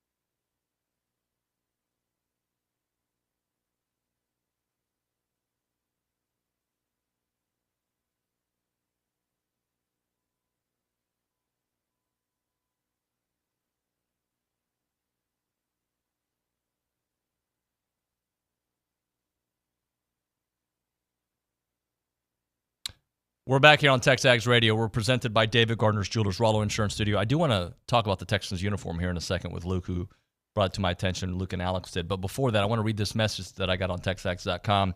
Nuño, with all the new transfers in the football program, what happens when we're over the limit of 85 scholarships for football players? Surely all these transfers are scholarship players. What are the actions that are taken to get under the 85 limit? And I know that's something that Coach Elko is, dealing with right now, getting that number close to 85. But Luke, I mean, you can help talk about this. This is a different world of college football where does that really matter, right? Like your top 40, 50 players are all going to be scholarship players for sure, right? Your starters are all going to be scholarship players for the most part. But in the new world of NIL, can't you just have NIL preferred walk-ons? In fact, there's an article that I read from The Athletic a while back, maybe it was like a week or two or so ago, and it says, in the college football, NIL, and transfer portal era, does the 85 scholarship limit matter? And if you kind of read through it, there are different ways to do it. I'm trying to find a little. At many programs, players are receiving NIL as a way to go above the scholarship limit of 85 per team. It's a way to have a deeper roster and veteran players around it, but not everybody is doing so. Some programs that typically bring in top-ranked classes such as Georgia and the ones doing well in the portal like Ole Miss seem to prefer to focus on the top 50 or so players rather than NIL money to the 86th, 87th, and 88th player. So just something to consider. In this new world of college football, yeah, I mean, we're so used to like once you lose 2 games, you're out of the playoffs. Well, hello, 12-team playoff. There's a chance. We're so used to the 85 number. We got to get the number down. Well, sure, you're going to get it down for your guys, but there's also ways to circumvent that, Luke. I think you may not see that in football, but especially in basketball and baseball where there's less scholarships available. And also basketball, it's much, the impact of like your 86th guy may not play for your football team, but your 11th or 12th guy probably will play for your basketball team. So I definitely see teams in the future using that NIL money to, I guess, supplement a scholarship. I would probably see that more in basketball and also baseball as well, with NIL becoming a lot more prevalent. Football, I still think that maybe it's not really the sport to do it, but I wouldn't count out teams to do it because, like you said, just you're really only going to use those top 50 or 60 guys, but you never know. It could help to add depth, and maybe, 86, 87, 88, and 89 are not on scholarship, but they're getting NIL money. So I think that's up to teams to decide, but I definitely wouldn't expect it to be in football. I think basketball is where teams are going to really exploit that. And by the way, the guys who go above 85, right? I think they want to be Aggies, right? Mm-hmm. Those guys are like, I just want to be here. If you are fighting for a spot at Texas A&M, you're probably fighting for a spot anywhere, right? Like you can be in the mix, but there are some people that like, I just want to play at A&M. That's it. And if I get on the field, great, but this is my school. So there's some of that. I teased this, so I want to get into it. CBS Sports has their top 32 prospects overall based on their college football careers. Okay, so not just where they're going to go in the draft, but their careers and what it means. And I actually was kind of, some of the people on this list I was surprised by, but Edge Cooper's on that list. And would you guess, do you know what number he's at? Yeah, I did take a peek. 27th, Edge Cooper. Cooper led the SEC in tackles for loss at 17, recorded a team best 84 tackles for A&M. While increasing his production for a 3rd straight season, he was named a first-team All-American by CBS Sports. And earlier in the show, Charean Williams talked about she wouldn't be surprised if he is a first-round pick. By the way, Lance Zierlein, who's going to be on the show from NFL.com and, of course, 97.5 in Houston, a dear friend of mine, 2 years ago he was on this show, and he's the one who told us, I think I got this story right, and Nick, you might remember it better than I do, that the Texans were going to draft Kenyon Green when a lot of people didn't think that was going to happen. So he did say that on this show. But as you look through this list, like Michael Penix Jr. at number 1, I see that. Brock Bowers 2, Jaden Daniels 3, Caleb Williams 4, based on his college career. Let's admit it. The wins weren't there for Caleb, especially when he got to USC, especially in big games. Marvin Harrison 5th, Johnny Newton 6th. Let me try to see some other names that will be a favor here. You've got Blake Corum at 7. I'll skip down to number 9, Malik Neighbors.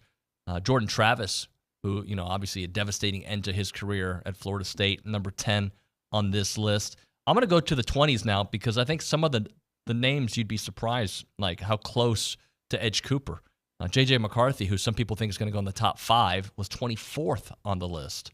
Brian Murphy, the defensive lineman from Texas, 23rd on the list. Other players that matter here. Dallas Turner, after Edge Cooper. How about that? Dallas Turner is supposed to be, if not the first defensive player taken, the second.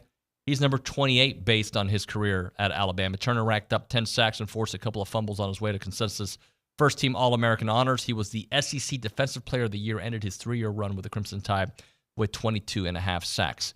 Terrian Arnold, cornerback from Alabama, number 30 on the list.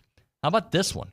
Kool-Aid McKinstry, number 32 on the list. So some pretty big names with colorful college football careers after Edger and Cooper. And again, as we mentioned, Charean said earlier she wouldn't be surprised where he ends up, talking about Edge Cooper in the first round. So we'll talk about that with LZ when we come back here on the program. Right now, though, a moment for Caldwell Country Chevrolet. They are on Highway 21 in Caldwell, and they're online at caldwellcountrychevrolet.com. When you're looking for a new vehicle, it is a stressful process, regardless. Like when you're going through your finances, you're trying to figure out where you're going to go, your plan of action, or I'm going to go to this dealership, I'm going to go to this one. I'll go online first, and I'll see what I have. I'm going to make the job easier for you. You can still do that research. Go ahead, but make sure that in your research, you start or you finish with Caldwell Country Chevrolet. You may not need to go anywhere else because they've got the selection of vehicles that you need. They've got the right pricing, and they've got the right customer service. When I say the right, they got the best customer service. When you get there, you're going to get great trade-in value, a great value on the vehicle that you're trying to purchase, and then the customer service that starts before, during, and after. Complimentary pickup for all of their service customers and delivery.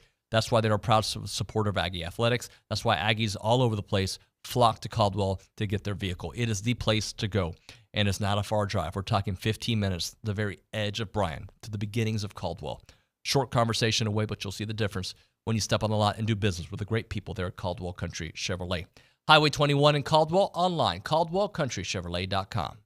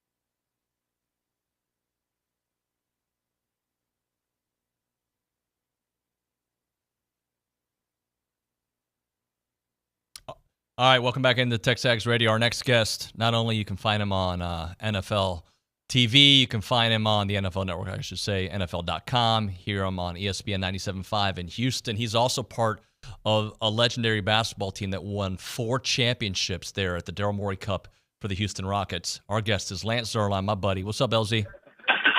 How we doing, David? I'm good, man. Tell me you watched some UFC this past weekend. I did. It was a great card. I was very excited about it. Good card. You're talking about the 300 card, right? Yeah, oh, sorry. It was 2 weekends ago. Ryan Garcia was this past weekend. Yeah. But yeah, talk about it all, man. Yeah, it was great. A lot of fun watching that one. Headliners, the co-main events were both good. The Chinese girls were scrapping, and that turned into a hell of a fight. I was very excited about that. But great card. Very, very fun to see. I hadn't watched a full card. It'd been a little while since I had, but I bought this when I was excited about it, tuned into it, and liked it from start to finish. I love the fact they have all those prelims for free on ESPN now. I think it's great that everyone gets a chance to see that, and then you make your decision if you want to buy the card. So, good card. I was in the middle of all my draft stuff. I was able to lock in for a full night of fights. Yeah, I think that's brilliant that they do that. Hey, LZ, I think it was 2 years ago you came on this show, and I'm fairly sure you told us that the Texans were going to draft Kenyon Green when nobody else was thinking it. Am I telling that story correctly? That's how I remember it. Yeah, that's who I had. I didn't know they were, but that's who I had in my mock draft. So, yeah, that's correct. See? So you are the guy when it comes to this. So let me ask you about Edge Cooper. What are you hearing about Edge? I think Edge ends up going in the second. I think he's got a chance to be the first linebacker off the board. It's either going to be him or Junior Colson. There's too many injury issues with Peyton Wilson to go first. So, a lot of teams speed kills, and a lot of teams really love the fact that he's able to go sideline to sideline. He's able to blitz. He's a blitzer. He can, he's very good at spying quarterbacks as well. So I think when you add it all up, Junior Colson to me is a more stable linebacker in terms of read, react, and consistency, but the higher upside is going to be Edgerrin Cooper. So I think when it comes to his speed and his upside and his ability to play on third downs, Edgerrin is going to be the first linebacker more than likely off the board. And I think he goes sometime in the first, I'd say probably 43, 44 picks. LZ, is the next Aggie off the board probably McKinley Jackson? I'm trying to remember the entire class. I think Leighton Robinson has a chance to go. Well, it's tough. I think Robinson versus McKinley is going to be a tough one because Leighton I've heard as early as 4 and as late as 6. McKinley is kind of the same, more like 4 or 5. So I think more than likely McKinley's more of a 5th probably, and Leighton is going to be close to it too. So I think those two guys are the next step that you have to keep an eye on. But I wouldn't rule out Anais Smith. Anais Smith is one of those guys that's just very quietly, for those of us who watched him plenty, which obviously you did, he was a little different player before that injury. And so if you get back to the pre-injury tape, and if you buy into the fact that he can become that again, I think Anais has a chance maybe to be the next guy off the board, the second one off the board. It just kind of depends on how teams want to use him. And how about Damani Richardson? Do you see somebody taking a flyer on him? I think he's probably undrafted. I think he's more than likely. He's 7th to priority free agent. It's not a great safety draft, so I think what's going to happen is teams are just going to say, you know what? Once you get past a certain cutoff for safeties, you're going to have a smaller board. I think in teams where he may have been considered in previous drafts, I think a lot of teams are going to cut it off and say, you know what? Not a great safety draft. We'll just take our chances with priority free agents. LZ, when I left Houston a couple years back, the Texans were known as the worst organization in sports. They have completely revamped the way they go about their business. Cal McNair obviously still there. How does covering it change now after going through those terrible years to what CJ and D'Amico were able to do in the last year? Well, once you got the head coach right, it started with the right head coach. I never had a doubt D'Amico Ryans is the right head coach. He's wired right. I think he's the type of guy who can get players to buy in. He's not up and down. Like Bill O'Brien was always really high, really low. And, and there have been other guys who've been steady. They had Dom Capers there for years. And Gary Kubiak. They were very steady guys. But there's enough people. D'Amico Ryan's got enough, kind of get along with the players in the locker room. He's somebody who played the game. Players see him, and let's face it, from a body type standpoint, it looks like he could still play. So I think players see themselves and D'Amico to an extent. So you got a guy you're going to play for, they're going to play hard for, who's not too high and too low, keeps the players steady. Then you go get the right quarterback who just happened to, I think he's blossoming at the right time in terms of a leader and the things that he does besides just throw the football.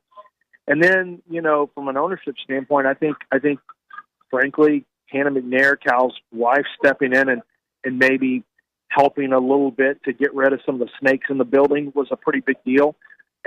Really made a big difference to me. And once they got all that taken care of, now the owner, Cal McNair, can just kind of sit back and be the friendly guy that wants everyone to like him and lets the people do their job. He lets Nick Caserio do his job. He lets the players do their jobs. He lets head coach do his job. It's not going to be a meddling ownership group. And so if you get the right players in place, which apparently, it looks like the right people are in place right now, things change. Did I expect it to change that fast? Absolutely not. Should other teams expect that to happen that fast? Absolutely not. But we've seen the quick turnaround for the Bengals, and we've seen it for the Texans. When you get the right quarterback, it can make a really big difference. Is there a right quarterback in this draft? I mean, is there somebody that has a C.J. Stroud potential to take over a franchise and take them to new heights? I think the top two have that ability for sure. Does it happen in 1 year? I don't know. I mean, that's just so rare for a quarterback to step in and have that kind of season. I mean, let's face it, he's got on the greatest rookie season since Dan Marino, and that was about 40 years ago. So that doesn't happen very often. I don't think you can compare it to CJ, but do you have somebody who can step in and make a difference right away? I actually think Jaden Daniels can, and I think Caleb Williams can, but they're going to definitely need help around them. And that's the one thing we saw. Nico Collins and Tank Dell were big, big helps for C.J. Stroud right off the bat. And I think no matter where, Jaden Daniels goes, he's going to have some of that. And I think Chicago Bears have done a nice job of starting to build, some of the pieces around Caleb that he'll need. And they'll have to continue to do that in the draft. And they have a 9th pick of the draft, too. So I think that's going to be very helpful for Caleb Williams because he is going 1. I think it's a matter of what do the Bears do at 9. LZ, do you have 3 or 4 QBs in the top 10?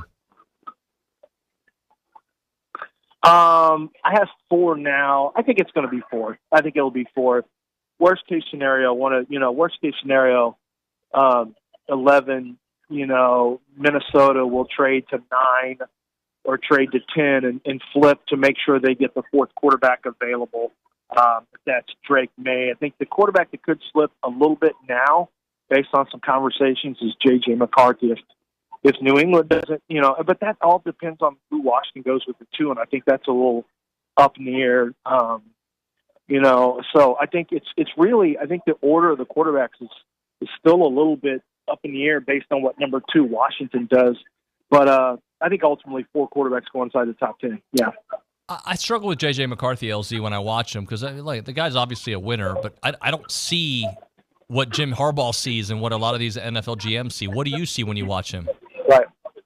No, same as you. I mean, I see some flashes. I see a guy who runs a team effectively, a guy who hasn't had to deal with a lot of diversity on the field because things have gone pretty well for him at Michigan. I mean, 1 loss, and some would argue if you go back and look at him in high school, he's won at 2 different high schools.